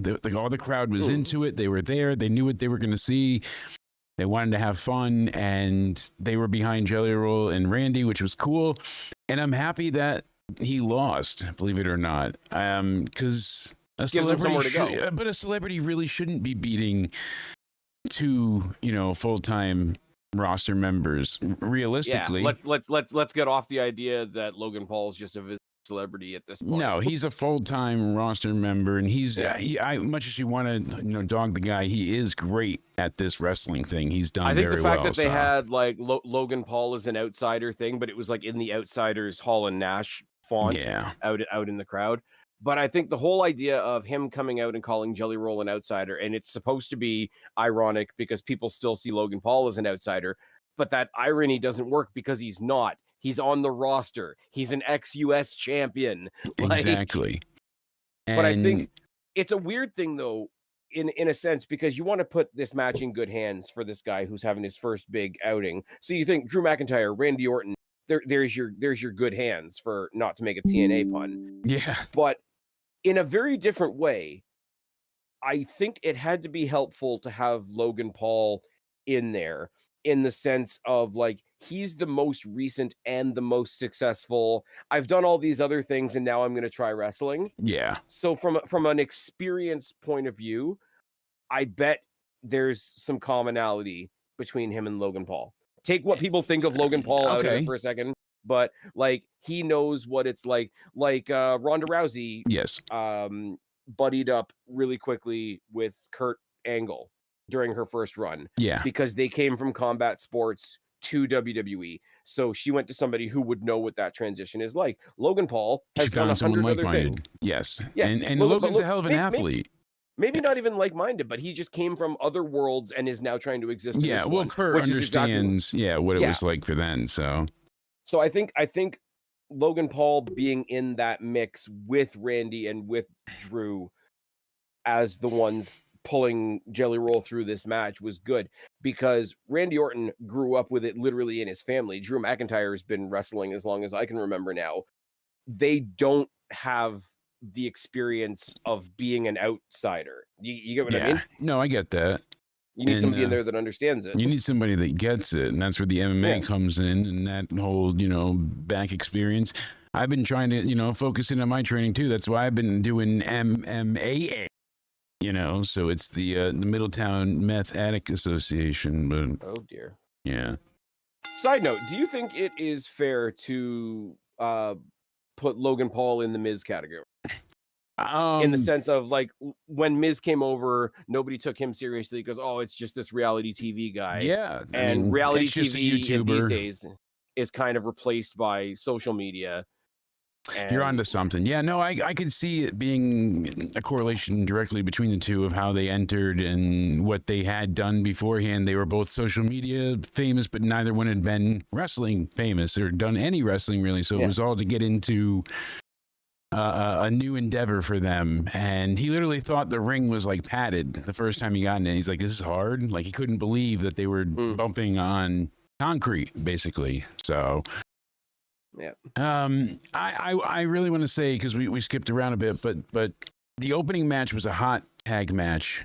Cody's been making me give things star ratings, so I would give the opening 3.5 stars. I feel like that's fair. I really like some of the spots here, but I hate how they really held down the Bronze. I feel like they really needed the win here, especially with, at this point in time, their mentor was not yet revealed to be around. It just makes them feel like lackeys than an actual threat. The fact that they continually can't get the job done together, they should be, I mean, individually, they were unstoppable. Bronson Reed was destroying every big man and, blowing up car windows and destroying tables. And Braun Breaker held the IC title and was wrecking shop. And it's like, now they're together and they can't buy a win, it feels like. Or at least one that matters. I get that. That, but... And you're not. They're not like this, buried. They're not done for. But they certainly have been devalued. Their stock is down, especially as any type of credible villain. I view them as lackeys to Seth more than I view them as a threat and second or third in command, or even those to be the next in line to be the next heir apparent. We don't have that feeling. I don't feel like Braun Breaker right now is anywhere near becoming the next it guy. As where a couple weeks ago it seemed like Seth was grooming him to become that, but I'm going to give you two answers, and you're not going to like them either. The wrong way, right? I'm going to give you two answers. You're not going to like either one of them. First of all, yes, Bronson Reed and Braun Breaker were killing people individually. Yes, Bronson Reed was destroying Braun Strowman, who is big and strong and a fixture and an attraction and all that, but he's basically Big Show now that we don't have the Big Show anymore. Yeah, it's you beat the Big Show before you go on to your next thing. Braun Breaker, yes, came in, yes, was IC champion, was the double NXT champion for a bit, and then started ripping shop and became the IC champion, and went with Jay singularly over the IC title for a little bit.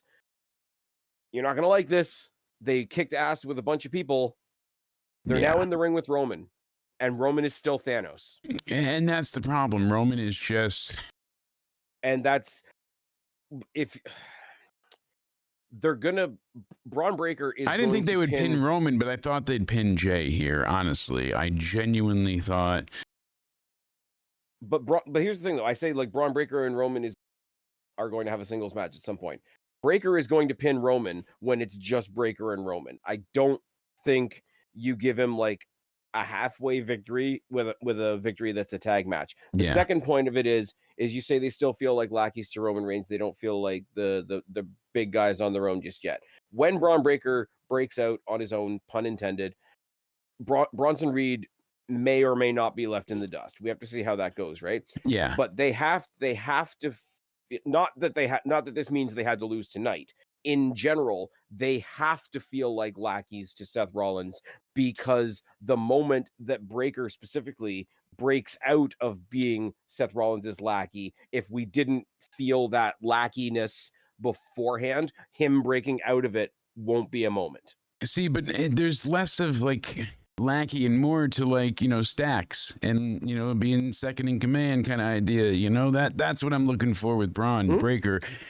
We're not getting that though. He just feels like, hey, you're one of the team, one of the guys. I'm also worried now. And he's going to have a stand-up moment where he breaks out of that.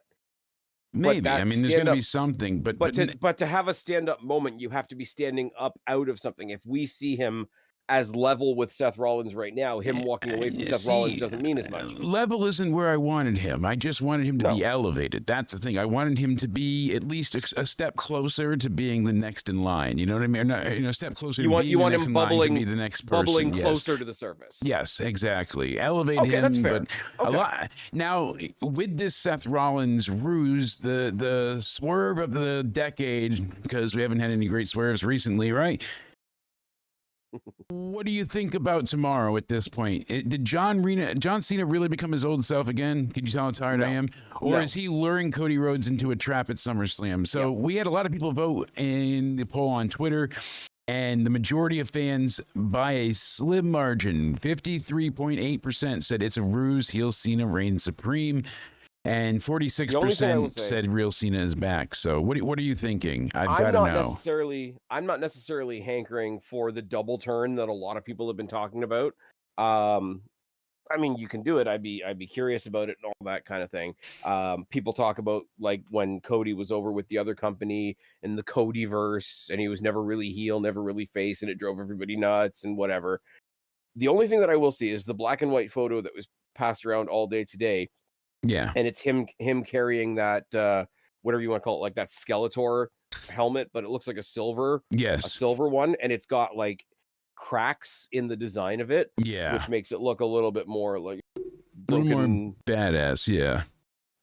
Yeah. I want him to come up a little bit more of an evil Awesome. streak. Yeah, exactly. So hold on.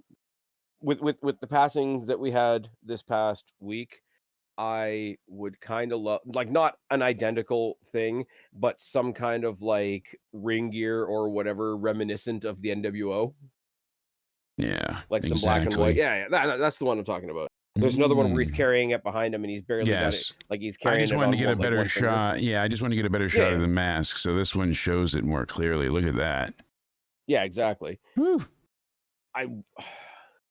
I'd love to see heel Cody, but it's going to be hampered the same way. Oh, I can't believe I'm making this comparison because I do not like Naomi. It's going to be hampered by Cody fans that are not ready to boo him yet. Yeah. I don't know. Do you think he turns heel? I'm not so sure. He said there's just too much of a connection with the people. He doesn't want to turn heel, but is that a ruse? What are we getting here? We don't know for sure. What's the thing Daniel Bryan always says whenever they ask Daniel Bryan if he's ever going to wrestle again? He's like, well, I'm going to tell you no. But like my favorite thing is lying. Cody Rhodes taught me how to lie. He's not wrong. Not wrong at all. I don't know. Like here's the thing. Like we've talked about it before. Like I wasn't really a Cody guy, not just when he was in AEW, but when he first came to WWE, I thought he hijacked the bloodline story from the much more deserving person, which was Jey Uso. But that's just me. Nobody's going to agree with me on that. Yeah. I'm happy with Cody the way he is right now. Obviously, like he calls back, but he does present himself like that as well. Him being like the hood ornament of the company right now works, and he looks like, you know, for better and worse, like he was the only one on SmackDown that actually was put in a position to say some words about like Hulk Hogan. Yeah. Like put in that awkward position of like, okay, how do we handle this? What do we say? What's the proper way to handle and navigate this? As we see CM Punk celebrating with the world title, footage brought to us by the one, the Oniti, Cody Oniti 316. Judgment Day era was there in person. He said he called it. So did Liz. So did so many. Seth Rollins coming out with the crutches at the end there, goes ahead and, oh, listen to this place go nuts. Totally crazy.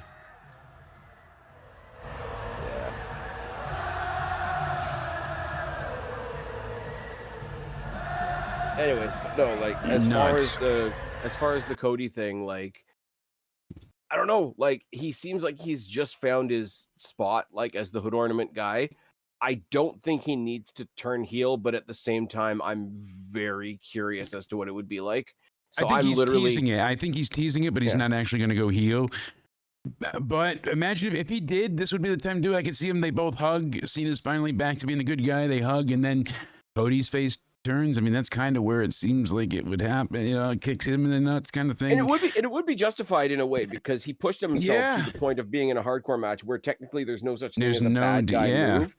Like, to have all the things happened to him that Cena's done, and then Cena randomly comes out on SmackDown and has this revelation, and everybody loves him again. Yeah, I everybody's could just like, like hey, let's do this. you could see Cody Rhodes coming at from a point of like, nah, no, like, fuck you, guy. You do all this shit to me, and then you come out and have this epiphany and let everybody love you again. No, it's not going to go down like that. Exactly. Like, there's more to it, but it sounds cheesy, but like, for a good guy, and I see a very similar thing happening with Sami Zayn somewhere along the way, where they snap and they just go into it for themselves, and the mentality is like, what the fuck did being a good guy ever get? all right, we're already out of order, so let's go ahead. We'll skip ahead and we'll come back to the women's tag. Sami Zayn, Karrion Kross. This was a bit of a mess to me. I don't know what they were going for here. The match was slow, and Kross can have some exciting bouts. To me, this was just not it. There were a few moments, you know, the teasing of the Blue Thunder Bomb and avoiding it. For him, you know, the least devastating move in all of sports entertainment. Exactly. Shout out Simon Miller.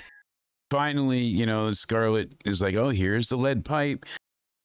I wish he used it because it's baffling that he didn't. And I know he wants to come across as that good guy. So now Kross has to say that, you know, he was wrong. And I was hoping that Sami would have done something to make Kross right. Because what do we get from here? Where does it go? How is it interesting? I don't want to see them face off again. Like, it's done for me now. Now what's up with Kross? This is boring. Why have him lose? And it's not just, oh, this is my guy, I want him to win. Like, it made sense for him to win here. I'm okay with him losing if it makes sense, but why did he lose then? Oh, we're done, Sami says. I thought this was barely a Raw match, honestly. Like, this was not it. After the match was over, I thought that Sami was going to attack him after the match. You and me both. So that because you could do two things with that. Like, because Sami at times can play a complex character, like outside of the good guy, bad guy thing. Like, no, I came out here to prove that I can beat you the right way, but you still deserve a shit kicking. Exactly. And that's all I was going to say. And he kind of alludes to being a heel, but guess what? He's not. He's just like, you deserved an ass whooping and I beat you fair. That's a great way to keep his character going strong. Put a little wonder in our next what happens.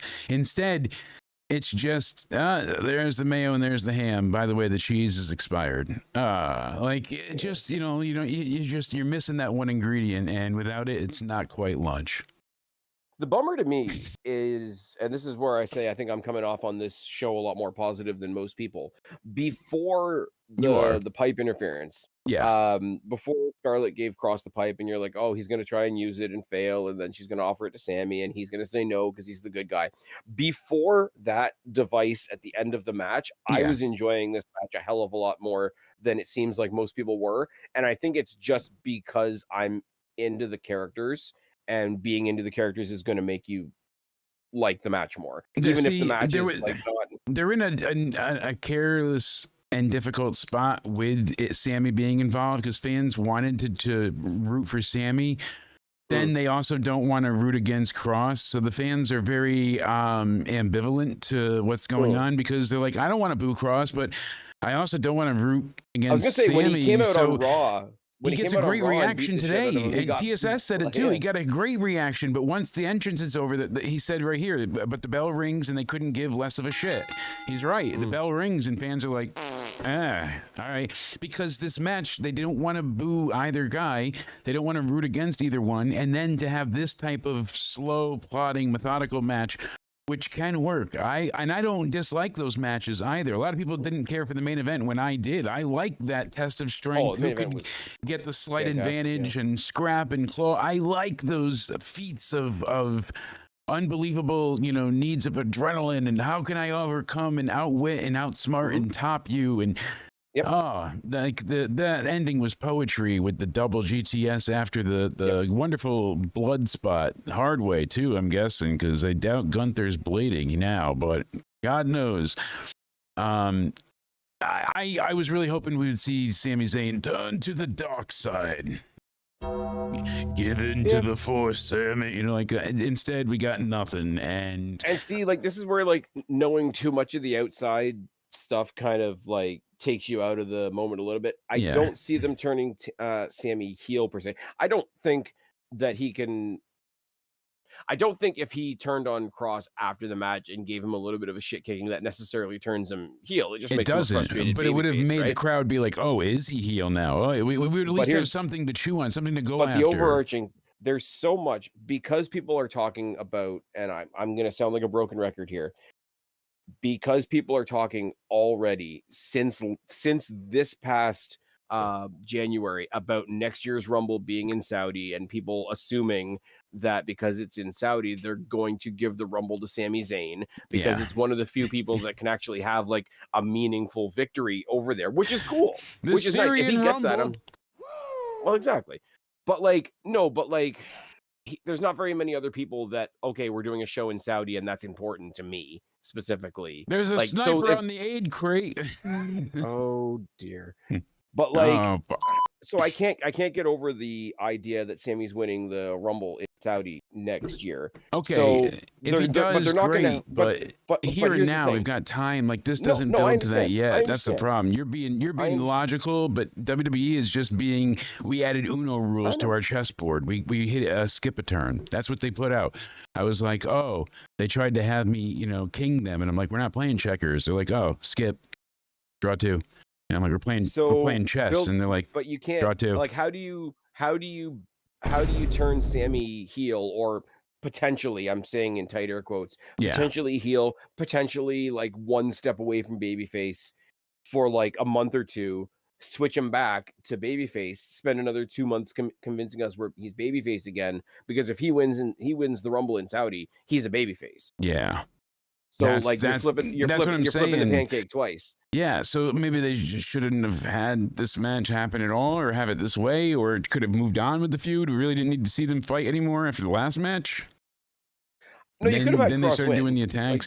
You could have had Cross win just to end this, but now it needs to continue, it feels like, because Cross needs revenge, and you can't say this was all part of Cross's plan. Like, it really... You can beat Sammy now and recoup him by next January. That's a lot of time. I'm just saying you can't do a turn and another turn in 4 months and make it believable. You can beat Sammy's meat, but you can't cross the street because Hogan says it doesn't work for me, brother. But here's the thing about Cross is weird, and it's where they intentionally leak the whole, oh my God, new contract. So that's what we're talking about. And we make what happens in the fiction on the story affected by like, oh my God, is he leaving the company? Yeah. Whereas there's two separate sets of, like, if you follow the rumor mill, did we end the stream? No, I'm just switching the screen. Good.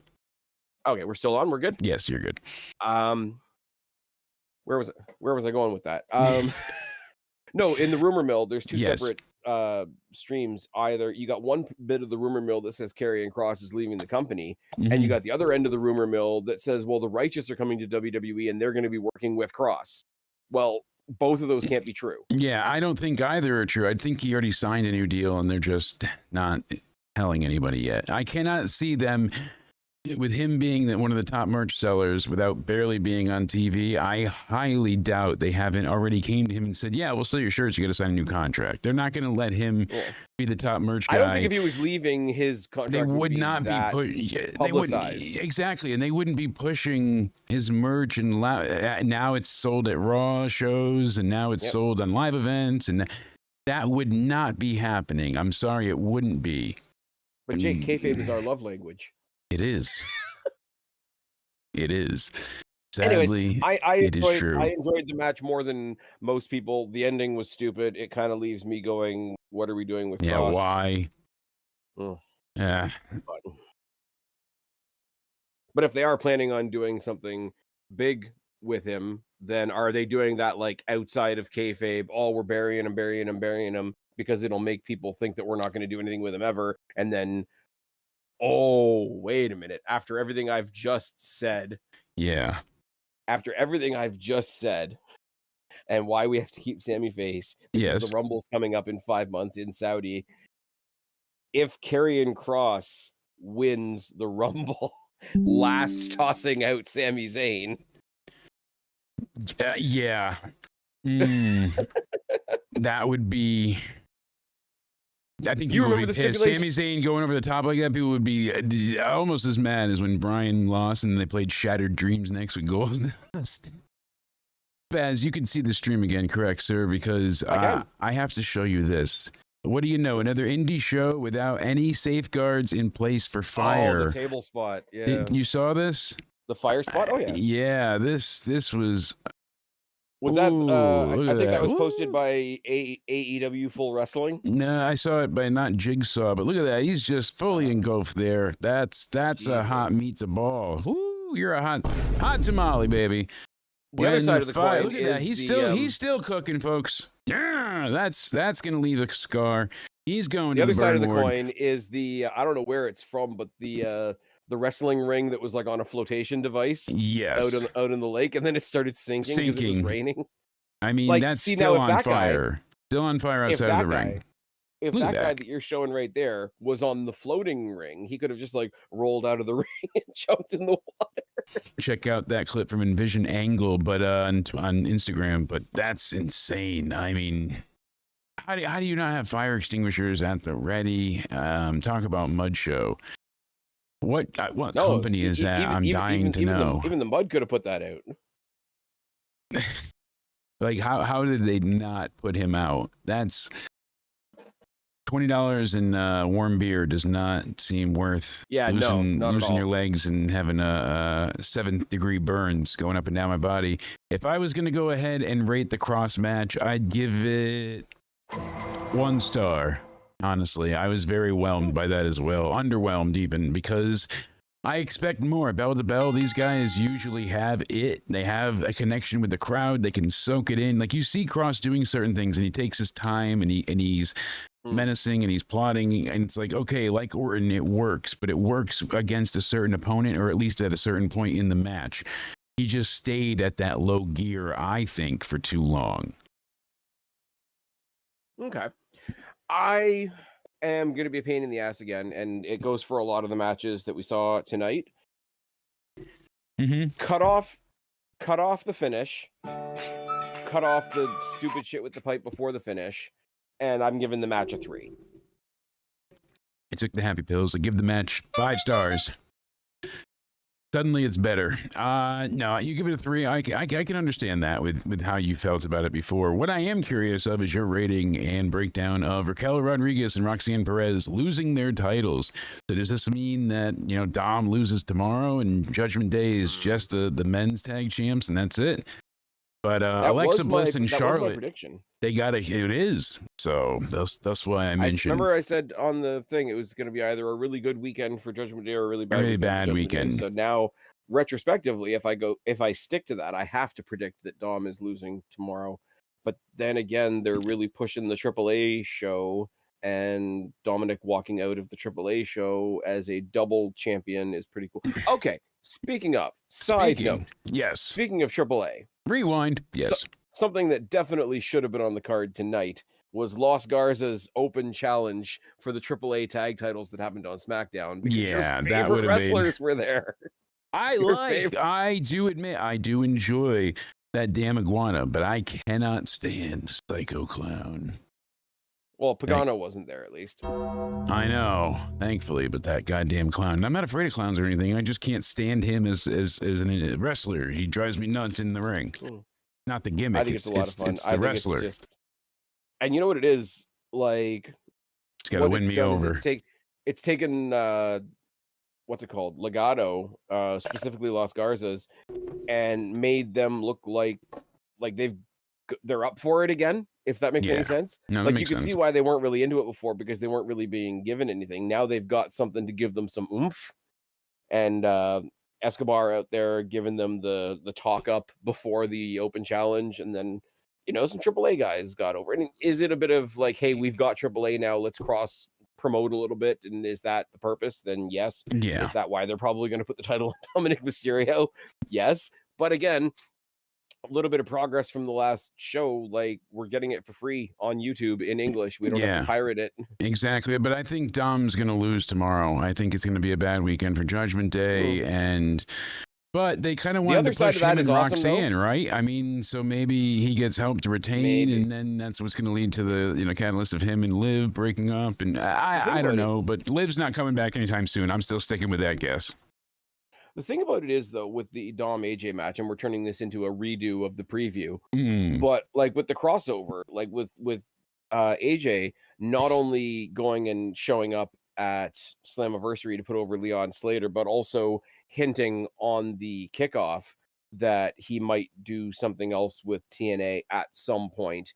You either get Dominic Mysterio walking into the TN or into the AAA show as Intercontinental Champion, or you get AJ Styles walking into TNA as the Intercontinental Champion. Yeah, exactly. So it's one or the other. There's pretty cool possibilities both ways. And at AAA, when Dom made his attack on El Vikingo de Caveman Horn Man, he like the pop. El Vikingo de Vikingo de Vikingo. I don't know why I'm making fun of him. I like Vikingo. I do as well, but I can never say his name right. El Vikingo de Vikingo de Vikingo. How they landed on Vikingo versus Dragon Lee versus El Grande Americano Dos versus Dominic Mysterio. Michelle, how do you say that name? You want to know what's funny? Somebody sent me the card from Bloodsport that apparently also happened tonight. I might have to check this out. I know Natty was going to be on there fighting, so it was going to be interesting. Well, the results aren't here. It's just the wiki page, and they haven't updated it yet, so there's no spoilers, which is nice. But Natty took on Masha Slamovich, which is awesome. Pete Dunne, Jonathan Gresham, I will watch the shit out of. Pete Dunne, the new luchador. Yeah, exactly. Charlie Dempsey versus somebody I don't know. Dominic Garini. Nick versus Camarado William and Simon Regal. Nick Camarado versus Simon Gotch. Camarado. Sounds fun. Solo go. Eric and Ivar have separate matches on the show. Here's the War, and then here's the Raider. Oh my God. Got to split them up. We can only afford one after the Judgment. Oh no. Anyways, I just thought that was cool because, like, it's not like we don't cross the streams with any other companies and such and such and such. No, not at all, ever. But yeah, I was getting jealous. Cody's was a little bit bigger than ours, so we had to make sure all of our names are equal over here. I don't want Cody to get a big head if he ever can connect. But our man on the inside is failing us. Don't let Cody know. Don't let Cody know mine's the biggest. I will not. Look at that. Spaz. He's talking about it. Look at that. Oh, you just say it grows. God, down, boy. Jeez, it's out. Poke an eye out. All right, we'll let you be a little bit bigger. Just to keep your ego strong. Raquel, Roxanne, they had a lot of great spots in this match. They really did. I popped you. Alexa giving the stiff forearm.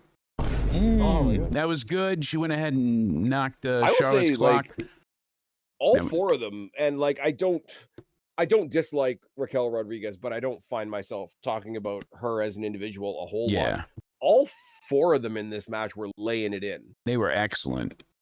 And excellent indeed. They went ahead and they laid out a ton of flare chops. That was fun. You heard the audience just wooing every chop. Oh, it was great. Look at that. And it's fun to see Charlotte get fan interactions in a positive manner. We've really never seen that happen. She was a face when she first came into the main roster, but even then people were like, you should be a heel. And then eventually that was it. So the fans resented her from day one. And like she said, she should have been of the mindset that doesn't matter what my dad did, I'm different, instead of I need to do better than him. Once she was able to escape that mindset. Have you seen the people? Oh my God, I can't believe they would put Nick Hogan on the show. Don't they know that we've seen enough of that? Fuck off. Yeah, I'm surprised they didn't have another 10-bell salute on SmackDown. All right. They should have kept that going. They should have done one at SummerSlam, but that's another story for another day. Right. Maybe night 2, we'll see. But this was great. You saw Bliss get a little bit of psychology put into her head when she sets up Roxanne for Sister Abigail, and Flair just runs right towards her, and you're thinking, oh, she's gonna turn on her. Here we go. No, she hits Rodriguez with a big boot.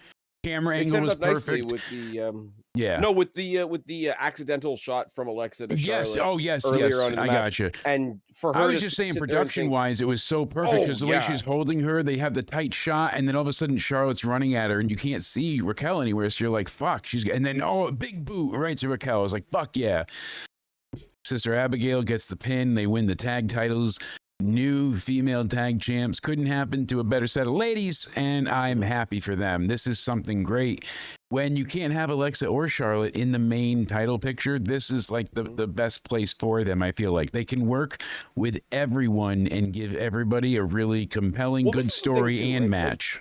So you'll find this funny, like, and this is more of a comment from before the women's IC and US titles were made. Yeah. But you do get people that are seen as main eventers like Charlotte, like Alexa, where either they're fighting for the world title, they're fighting to be absolutely on top, or they're doing nothing. Yeah, which is kind of an we've awkward had Sasha place and to be in, Bailey, right? we've had Ronda before, we've had people hold the tag titles, and you're like, oh shit, this should be a big deal. Live for Brutality was one that I thought was going to be bigger. Yep. This shouldn't die quick. I want to see them not have a 150-day reign, even, but just a couple of solid defenses. Like I want to see this not be over in a week's time. I don't want to see it drag on to be the longest reigning ever, but that's why I think what they did in this match is really smart. The whole Alexa was the one that really wanted this team or suggested this team initially. She's the one that wants to make it work. Are they friends? Are they not friends? Some of the cutesy stuff they're doing backstage is a little corny. I don't mind it, but they even had Charlotte be like, "No, we're not friends." Like I hate that word. Right before the show started, the kickoff, Charlotte was like, "No, we're not friends. I hate that word. I don't believe in friends." Like the allies of convenience. Yes, that was it. But she wasn't being corny about it. You could tell like there was like this weight on her, this like sense of betrayal and hurt from those she had. Because think about how many times she's been turned on as well. Equally, course, justified or not, granted, by the fans even. Yes, those as well. So it is a good emotional pull to be, placed upon the fans of look at everything, the trials and tribulations of Charlotte. Look at how she's had to drop Ashley and truly become Charlotte and being able to be confident in who she is and accepting. This is leading to her finally connecting with the fans in a positive way. Why? Because she's being more herself. She's that silly, quirky awkwardness. That's her. The bitch, but also the cold. But also they had to get bitch past face. They had to get past the fans. Like, I don't want to say this because fans can cheer and boo whoever they want. I'm not saying that, but there was a certain sect of the fans that were stubborn, that were gonna we're not gonna let you be a thing.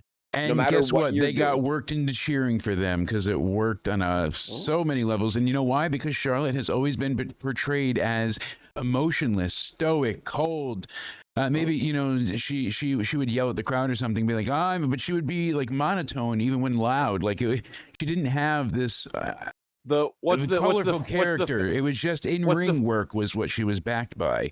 Now what's the famous promo leading. that everybody knocks her for when she like tells her dad to fuck off? I don't need you anymore. Exactly. That slow cadence, and it's Bubba Gump. That's all I think back to with that one. But this was a good match. Really good. I would probably give it close to 4 stars, maybe like 3 3/4. 4 stars is good. These girls killed it, and I'm excited. This is the first time I've been excited with these tag titles in a while. I hope it's not just hot Mr. potato Pico done. Saying, Mr. Pico in the comments there saying, unfortunately, we're never going to get Psycho Clown versus Psycho Sid. If only that would have been, true dream match. Absolutely. But no, I like it, and it's not a loss that's going to hurt Roxanne and Raquel because it builds their own story. It depends how they present it. I have heard this idea that obviously Liv, when she comes back, she's going to be a babyface. there's Yeah. going to be a little bit of like put the bullshit behind us between her and Rhea, and eventually we're going to get her and Rhea versus Roxanne and Raquel, and it's basically like Judgment Day versus all of Dom's exes. Yeah, exactly. So Now how silly that sounds, and the story of it aside, like just looking at it from a match point of view, Cody said Roxanne it. and I've said it. Yeah, we could see, Rhea and Liv and others team up. Roxanne and Raquel versus Rhea and Liv. When you consider that Rhea and Liv were a tag team already before, you mentioned it before, Liv for Brutality. Yes. But consider not that they were bad back then by any stretch, but consider how far those two individuals have come since then, and picture how over they will now be as a team. Yeah. I Like, mean, and if I that's very true because they are extremely over. They're very, very competitive in ring, but they also have the fan support and the characters to back it all up. So You it's need to have a moment with them. multifaceted. And I'm not saying copy Sammy and KO's homework. No, but they need to have that type of friend thing. Yes. But the way they brought them together, and there had been so much between the two of them that they didn't do it. They didn't want to do it. They both needed to go their separate ways. Both of them, especially KO, were both really stubborn and whatever. And then they finally had the hug in Montreal when they challenged the Usos for WrestleMania. Da da da da. Yeah. I need to see something similar with Liv and Rhea. It can't be as simple as, oh yeah, by the way, I'm back. By the way, the enemy of my enemy, and I guess. Yeah. Like, they deserve more. And we got to see how Raquel betrays her as well now that she lost their titles, and Raquel was supposed to hold on to those till Liv got back. That didn't happen. Well, that part of it you can just wash away as no, but it's certainly a storyline element that could be used. But I don't know if it will be, but granted, it's out there. I do. Analytical minds. I don't think it's the one you need to focus on the most, because Roxanne will be the focus, because Roxanne is the newest member on the roster, and making her the focus of the story will only help her, right? Yeah. But in the story, Roxanne is the one that's done everything to Liv that Liv did to Rhea. Yeah, so that's how you build it. And then almost as a side note, like, you can have Liv almost be dismissive of Raquel. Well, like, you, as far as tag team partners go, you cheated on me with her. You know what I mean? Sure. Like, no, you're not wrong. Like, and if she's getting in Roxanne's face and Raquel tries to get involved, she's like, no, you sit over there. Yeah. Can you chill the fuck out and cut the shit? You can't sit with us. Yeah, no kidding. So you can't join our cool table. The cool kids sit here. Oh, we were talking about my high school bullies yesterday, and me having songs made about me at the lunch wave. It's kind of like that all over again. They're the bullies, my PTSD. Dear God, no. Just started spazzing out on the podcast. Thanks. Regress, spaz, regress. The best thing ever would be if all of them were fighting, and there's Dom in the middle with his two belts, and it's just tug of war. No, even better, because Dom's a baby face in waiting, right? Yes. People are waiting for Dom to do something that will make him a baby face so that they can finally pop for him properly. If these four are fighting in the ring and they're like cutting their promos on each other before the big match at whatever pay-per-view, Dominic's in the middle trying to keep peace with his AAA mega title and his Intercontinental title. And he says, "You bitches are crazy, I'm out." That works even better. He's just like, y'all suck. Peace. What's the stick figure? Deuces. No. I don't know what the fuck just happened, and I don't really care. I'm gonna get the fuck up out of here. Fuck this shit. I'm out. You're not wrong. I mean, he would just have to, because for him to be the good guy, all he has to do is not side with Roxanne. That's as pretty simple as it gets. Like, Roxanne can keep laying it on thick, and it might appear like he's with her, but the truth is he isn't. I can see them doing something like that. But with the positive fan reaction that he's been getting for so long, for them to keep him as a heel feels really just not right. So, all in all, this was a fun match, fun moment. And if after all this, Dominic ends up as a solo babyface wrestler, I will laugh my ass off. This was probably one of the highlights of SummerSlam for me.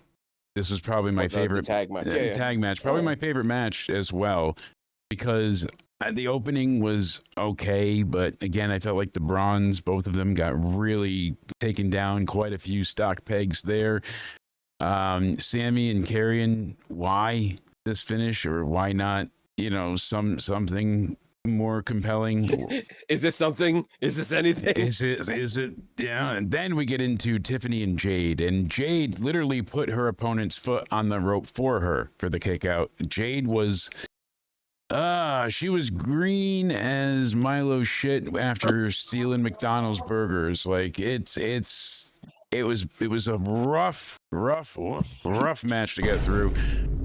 Tiffany did what she could. Hey, there's the man himself, Cody O'Needy 316. What's going on? But I don't know why it wasn't letting me do any group calling. Like it was just doing direct. So I'm gonna try and merge this so Spaz will hear you. So my phone died. So when MetLife is a pain in the ass to get out of. You don't say. It took us an hour and a arena. half. It took us an hour and a half because we decided to Uber there, and every Uber canceled on us for an hour and a half. Yeah. And then my phone eventually died. And yeah, shit show. Total shit show. And then you can't get it to the Uber because they want to be paid, and you're like, it's on my phone. Phone's dead. I bring Judge Cable. It's like, all right, I got you. Thank what you, match Mr. are Uber. you on?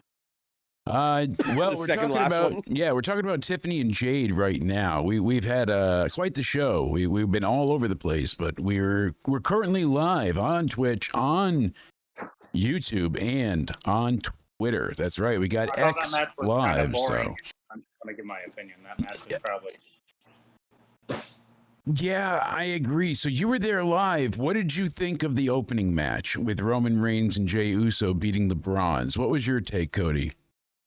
I like the match. I thought Roman overdid the dive he did. He almost went flying. He did almost smash and crash and land. Yeah, they barely put their hands on him to catch him. Okay. Yeah, Liz had said it, and a few others had said it seemed like he legitimately got hurt. He was limping on the post show, so that makes sense. One in the ending, I think. Yeah. So hopefully he's okay and not hurt bad, and hopefully it's not another ruse like what they did with Seth. Because wouldn't that be irony at its finest? You faked a knee injury with your boss, and now you're the one suffering from it. So I thought it was a good match. It just I didn't want to see either of the Bronze lose here because they're already at a disservice with no Seth. Roman fan, I think it killed their momentum losing. After Monday Night Raw, having them destroy Roman and Jay. Yeah, they can't be doing that. They beat their ass on Monday, and surprisingly, this was. Can you hear me fine? Yeah, we can hear you. Because I don't have the normal headset. I forgot to bring the headset. You're doing all right. You're coming in clear, so clear as we can get you, clean as Three Rivers can get it. So hot opening tag match, sure. Okay. The crowd was into it. It's hard to do pyro in the daytime, but it looked like it was a good seat you had. Good. Call them for blankets and pillow. How sorry I'm talking to. Don't talk to the help. I'm telling you, if Manny's there, tell him he needs to go to you some room service. Yeah. What do you think of Raquel and Roxanne losing the tag titles? What I think now is you're gonna get mad, but I think that means Liv Morgan's returning tomorrow. Oh, God damn it! I knew it. I said it before. Cody's saying she's definitely coming back now. That'd be his final judgment. Yep. Because that's going to build tension because Raquel and Roxanne are going to be like, why didn't you help us if you were in the area? And they lost Liv's title. So Liv could be pissed about that, too. Liv tweeted, aw, shucks. So she might be not a fan of Roxanne. We'll see what comes of it. But I still don't think she's coming back tomorrow. I might be way off. I might just be in denial. Spaz, what do you think? I think lots of things. Okay. Asshole. Do you think Liv's coming back tomorrow? I don't see Liv coming back tomorrow. I don't know what the purpose would be for coming back tomorrow unless it's going to be dick over Dom, but or help him. I think they're staying as a pair, though. That's my thing. She would side with Dom, if anything. I think they would both be babyface together because the fans want to cheer her and R, and she's supposed to be going that way. But yeah, so. I'm I not mean, really sure because you got to like, even if she does end up eventually teaming with Dom still is the one that's sort of like been hanging out with her replacement the same way he hung out with her when she was Rhea's Oh. replacement.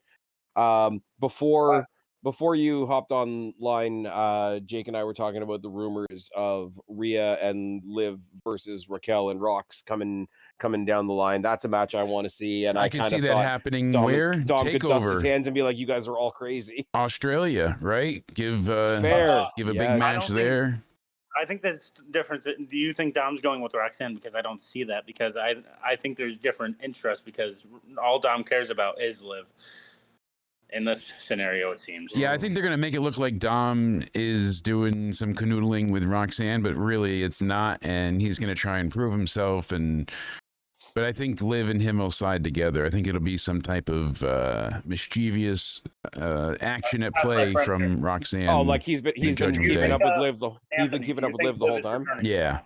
something like that. Not tomorrow. So let's get my friend's take. Do you think Liv is returning tomorrow? Maybe. What, Manny Yes said or no? maybe. All right, There's no in the middle. Yes or no? you better pick.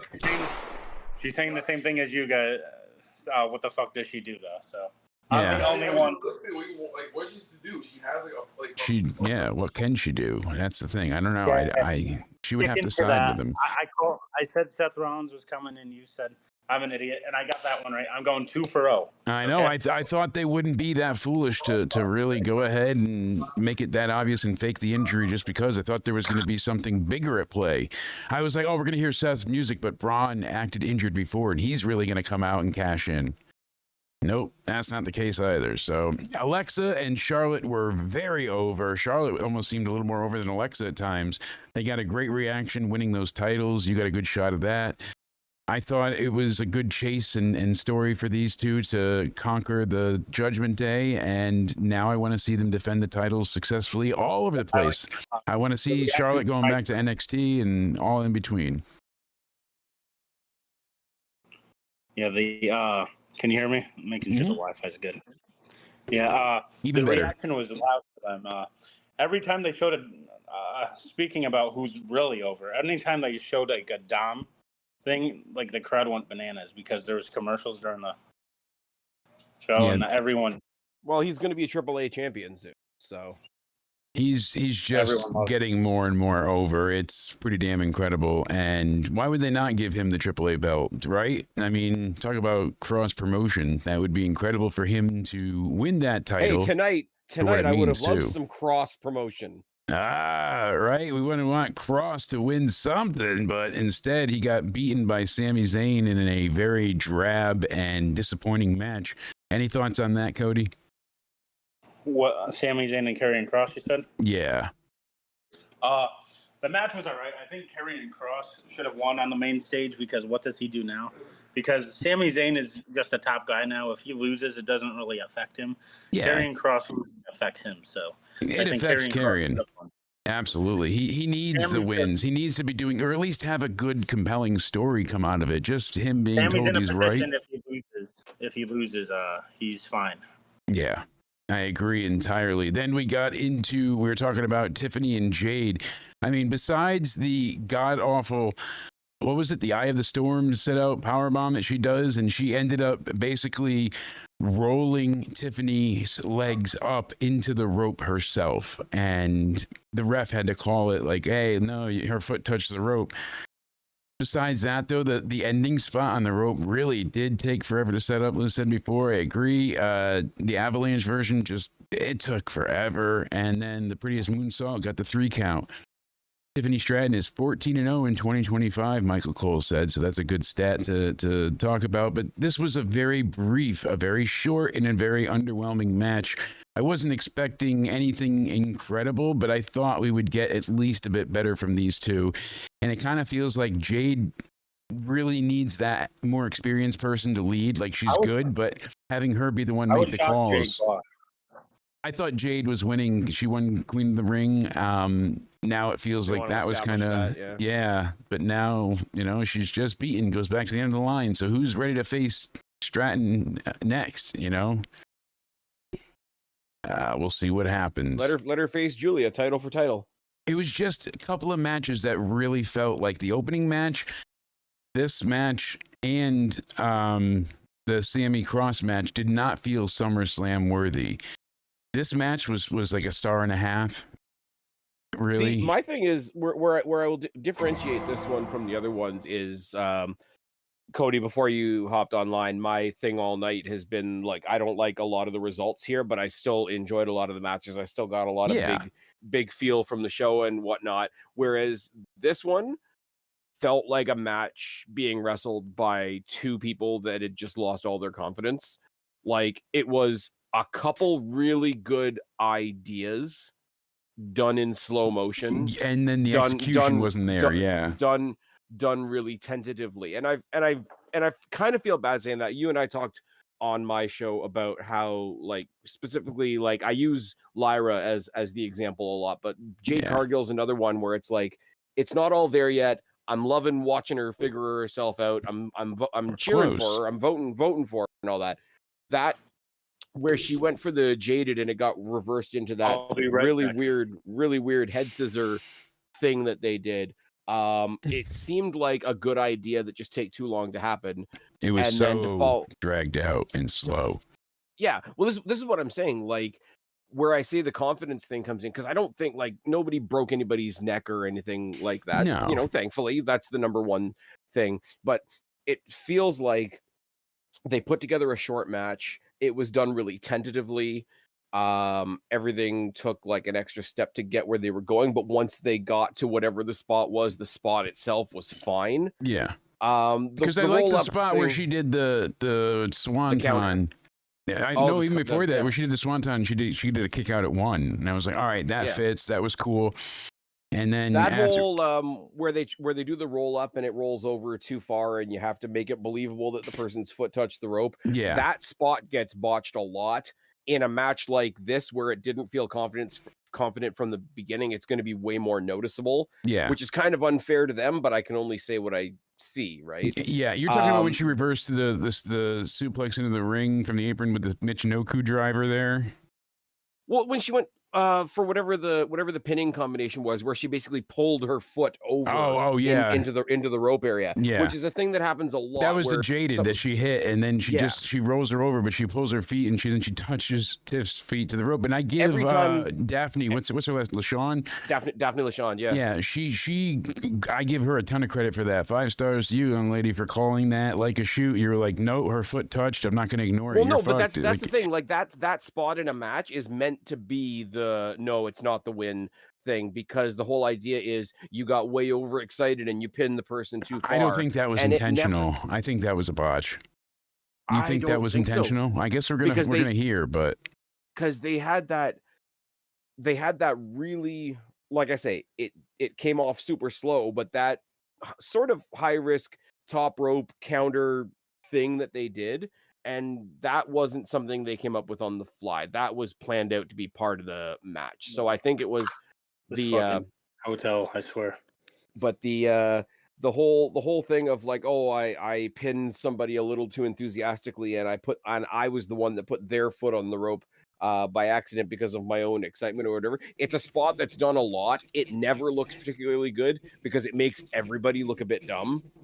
But in a match like this that didn't seem very confident, a match or a botch that happens to 100 other people looks 10 times more obvious here, which is super unfortunate for the ladies.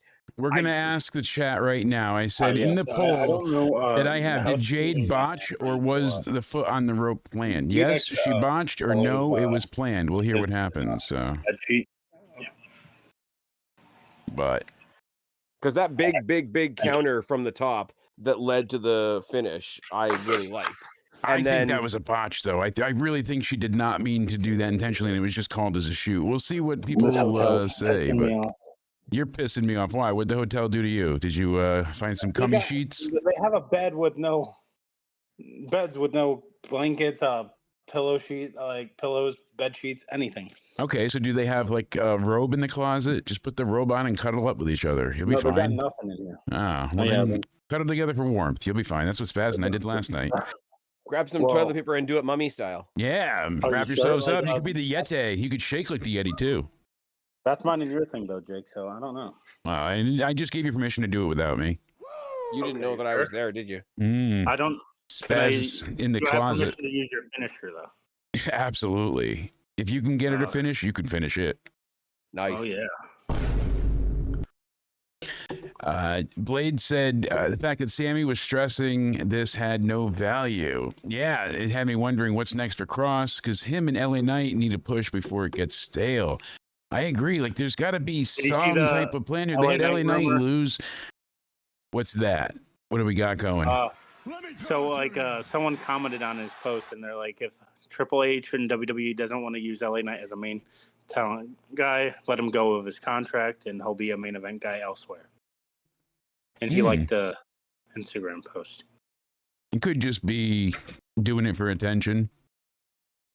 It could be, but like, I don't understand how you fumble with LA Knight, but I'm telling you, it was a Triple H fumbled with Austin Theory. You know what it is? They either just have too much goddamn talent. They have too many belts. They have too many things to do, and they have too many shows, so they don't get any time to build things organically. It's always the next show. We got to have the matches ready.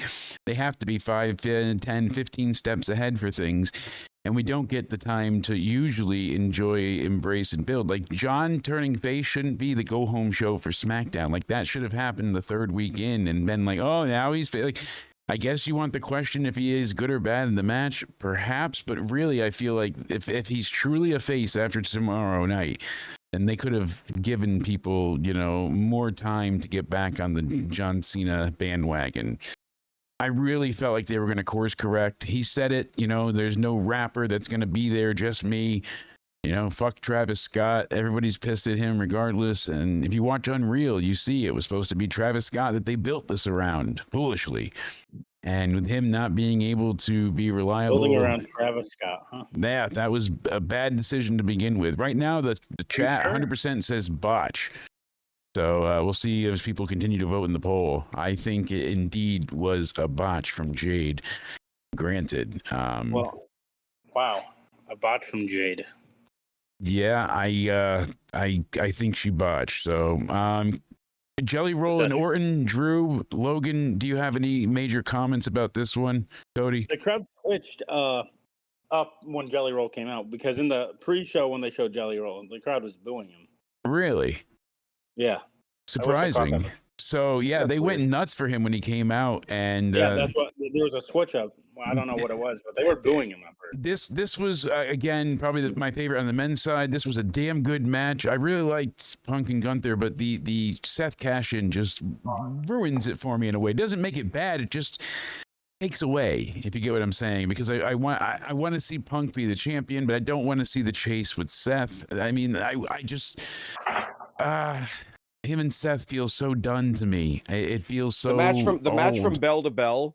I'm gonna fight you on that one because before the cash in, a match is a match from bell to bell, and it might be my favorite 2025 match. Wow, that's huge praise from you. I don't know if I'm that high on it. I'm definitely, you know, 4 I mean, my star. biases go with that as well as Punk winning the title. That's high up there. What's your favorite? Punk and Gunther is I'm saying that off the cuff after just watching it, so don't take it as golden. But that match, beginning to end, like I say, before the cash in, because we had an opening bell, we had a closing bell. Yeah, it was a match. It was a title change. Looking at just the match, probably like what I'm thinking right now is, and it's men's the same, match or overall match. Ladies match, I'm gonna go with Io and Ripley, but again, before the cash in happened. Yeah. Oh, so. Okay. So the two matches that were ruined. So we have the same caveat. My two favorite matches this year were both ruined by cash-ins. And I mean, all snuggled up. Just in general, any pay-per-view that reminds me Naomi is a thing is automatically 0 stars. Causing you some problems. Anyways, I'm going to leave you and Cody in each other's capable hands because Spaz is tired and we got one more night to go. Spaz is exhausted. We got night 2 coming in tomorrow. Spaz, tell these beautiful people where they can find you, my good man. Let the people of Twitter and Rumble and YouTube know, my good man. Hey, I'm in all the places. Find me on X at Spaz Phoenix, Instagram at Spaz Phoenix. Find me on YouTube, Rumble, Spotify, iTunes, and apparently, what was the other one you said I was doing really good on? Like Spreaker? Spreaker, yes. So. All by searching Spaz Phoenix Podcast. 9 times out of 10, you've got this guy over there on my pod making sure I look good and sound good. So all credit to you. Thanks for everything you do for my channel. Thanks for having me on tonight, and I will see you tomorrow night. You know it, my good sir. Thank you to the one and only Spaz Phoenix for coming and hanging out. Have a good hotel really appreciate you being night, here. Cody. Yeah, enjoy the bubble bath and that hot I tub. probably won't be here tomorrow, so you're gonna really need to fill in. Pause. Oh, you could fill it, baby. I'm surprised we even got the calls to come through, because before I started this stream, there was still no audio. So I'm shocked we're even getting this far. Originally, what I wanted to do with the community, and like I said, hopefully tomorrow we'll be able to take more people. But you said you were gonna fix. I made improvements, okay? Since yesterday, when SmackDown shit the bed on us, we went ahead and fixed it, okay? It took a little bit of elbow grease, a little bit of knowledge. The comment section was saying, fill in, but like I was hearing myself, so it would have been a shit show. Yeah, it was like, you know, pretty much what I was hearing was just like 7 of you, so... Yeah, I was hearing myself over and over and over. It was like, so you know, I was like, pretty I much can't. you're just going to hear everybody like an echo. Fuck with And everybody for a hear second. You. Yeah. So I don't know. My mic got killed first. No sound at all. Then a few minutes later, like, oh, Cody, we can hear you. And then I'm like, but I'm not filling it. They were telling me to fill it. Yeah, you were supposed to keep talking, but you couldn't because you just heard yourself, and that messes you up. Over and over. Bad. So I went ahead and apparently there was an update to Wavelink and everything Elgato. Before we started the stream, I always restart the computer and it installed an update without me realizing, and it signed me out of Wavelink and got rid of all my profiles. That's why there was no of any of the noise canceling and all of those lovely things, and that's why it was so loud, not functioning properly. And since then, we fixed it. We went ahead and we got some of it to work, Despot. So, granted. This night one left a good deal to be desired. It wasn't bad by any means. I would give the main event a solid 4 stars. I like the story they told here. Punk was able to withstand everything that Gunther threw at him. The blood looked viscerally great, spewing out of Gunther's people I've talked to in the crowd, I need to go back and watch it on TV. We'll probably do that here. Yeah. Hotel, because we were. So I want to go back and watch that main event because people at the arena I was talking to said it started out very slow and it was getting boring. I don't know if you agree with that. It did start slow. I mean, it was a 30-minute match, exactly, like 30 minutes and like 15 seconds. I think was the time. Usually are. I said to them, like Gunther. But it was never boring. It just was slow at the start, and it took time to build. But they built great, and real technical wrestle. Once Punk saw that he was bleeding, like. Which the crowd was gasping because he was bleeding heavily, so that was awesome. I mean, he tripped Gunther and went down behind the table hard. So I either got it hard way there or when they did the table spot. So wow, you got him hard. Wow. Yeah, because when he went ahead and knocked him behind the Spanish broadcast table, like that was brutal. So Punk sees that, hits him with the GTS. He's standing there wobbled, but stays on his feet, and he hoists him up for a second GTS and then gets the 3 count. And CM Punk making us go nuts, telling everybody he was the world banana. Checking out the Twitter. What do we got here? Saying that the World Heavyweight Championship match between CM Punk and Gunther was produced by Abyss and Adam Pearce. I believe it. So that's a really cool fact there. I felt very bad for Joseph Park on the Unreal show where he was like freaked out because Punk and Seth went over their time at the Netflix debut. Like he was like, "I'm so sorry, Bruce. I'm so sorry." And they're like, "Don't worry about it." So WWE will not be doing standard post-show press conferences for the foreseeable future. Instead, they'll be running post-shows with Joe Tessitore, Big E, and others. So they're not going to do press conferences anymore, which I think is good. I think the immediate afterwards press conference is silly. Triple H said, anybody coming tomorrow? You ain't seen nothing yet. That's exciting. I'm curious to hear what we get. You know, surprises tomorrow. So what do you think we're getting tomorrow? We're thinking about coming tomorrow. You ain't seen nothing yet. Whoa! You ain't seen nothing yet, he says. Jelly Roll maybe trying to get some revenge and take out Cena. You never know. But yeah, Jelly Roll did very well tonight. And I love the fact that they lost. I know that sounds ridiculous, but they usually always give it to celebrity. And these are two talented heels that really kind of do need the wins right now. Drew certainly does. He's lost quite a bit. And Logan, I don't know, not that he couldn't recover from a loss, but here, this certainly elevates him. And they did it in such a way where Jelly Roll looked like, Rocky. He was able to overcome and stood on his feet and took a licking, kept on ticking, delivered a great choke slam. Logan went up so high for that and sold like a son of a bitch. The black roll slam, as they called it, instead of the black hole slam, that was damn good. But hitting him with the frog splash after Logan runs Randy into the ring post really hard, and he gets the 3 count on Jelly Roll. I was hoping maybe Jelly Roll gets the knees up, or no, he just got taken down. But it was a very good babyface celebrity, and the fans got behind in the proper babyface way. They wanted to see him in moments of peril be saved by Randy. They wanted to see him overcome, and they got that, and they went nuts for him live, and he earned it too. Yeah, go nuts, naughty boy.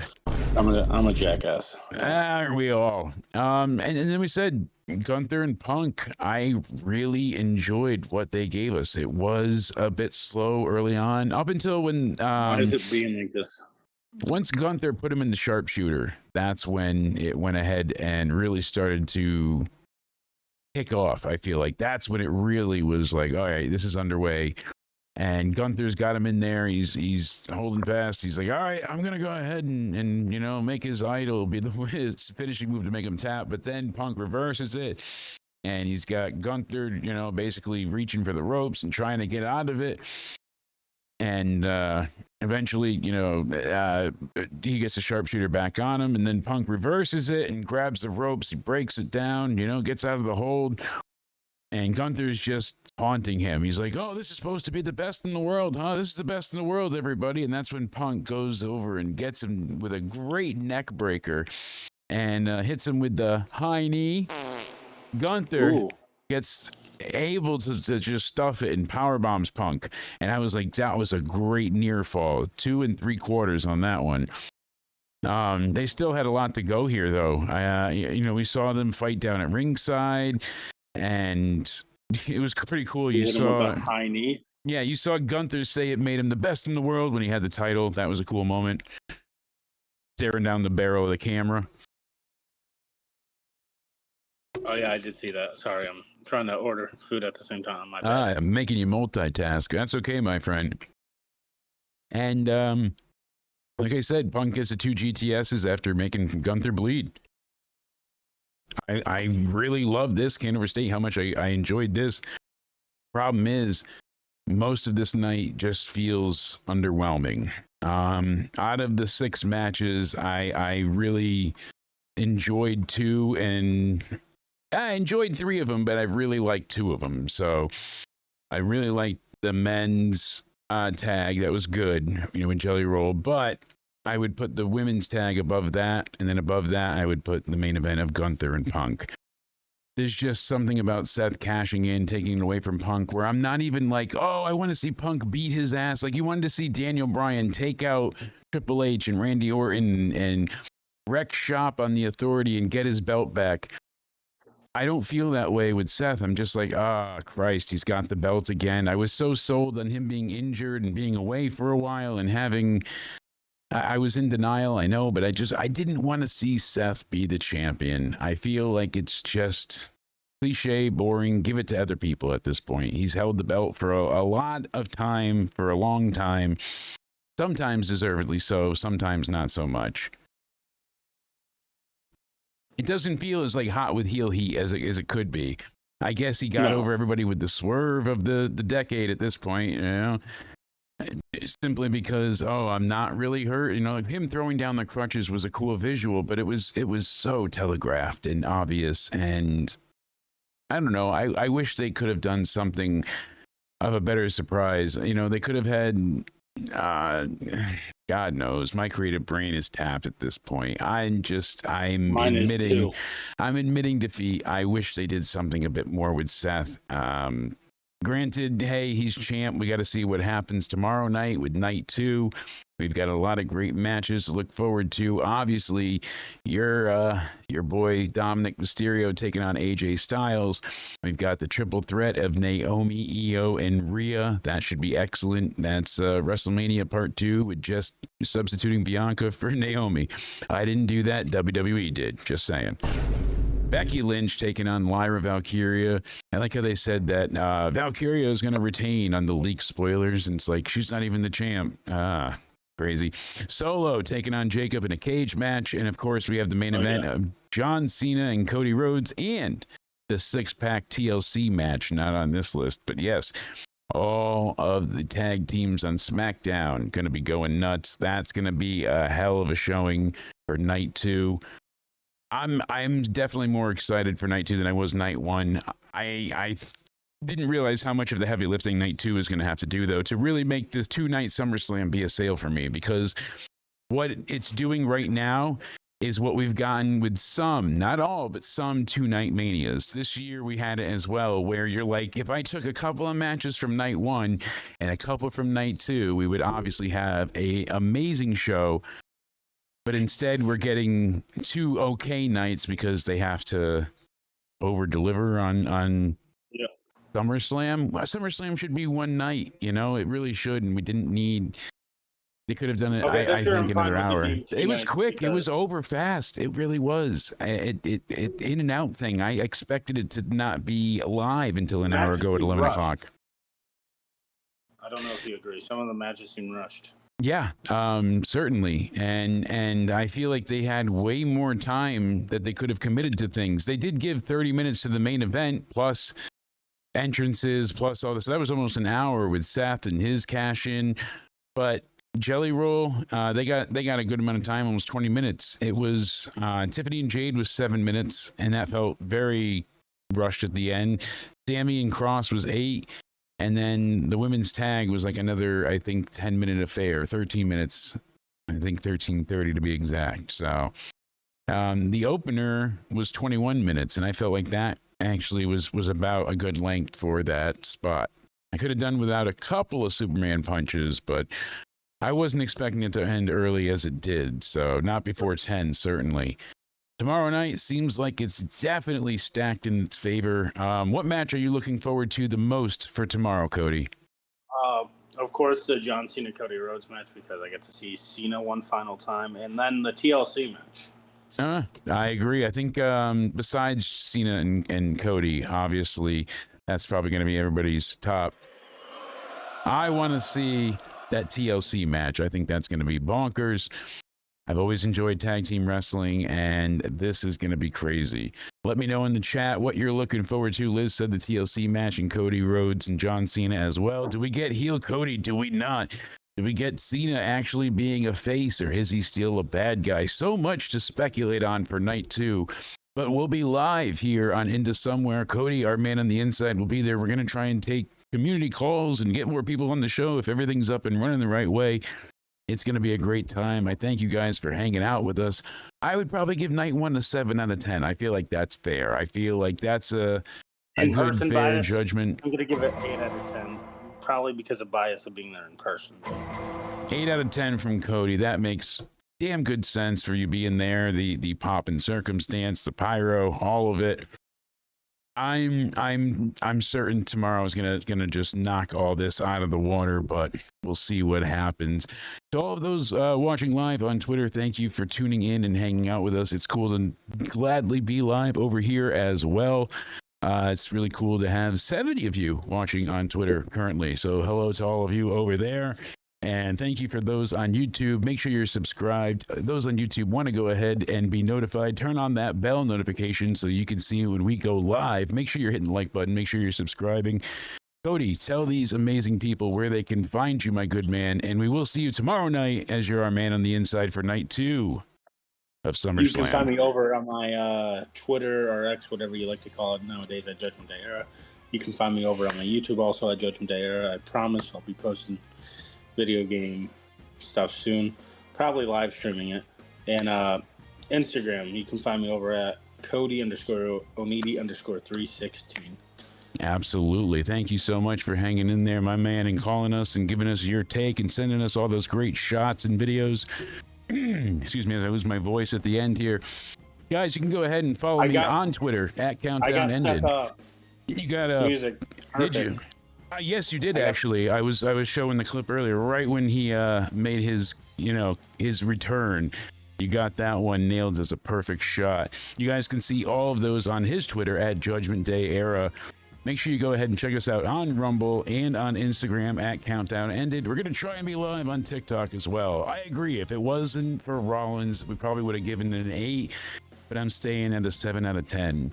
Night 2 tomorrow. It's going to be interesting. I hope you guys all have a great night. I think know. the Rollins. What do you think? You think it's heel Rollins? It has to be. He's still a heel. I think Braun Breaker. He's not going to be a good guy. There's no way in hell. Braun Breaker should have turned on him eventually.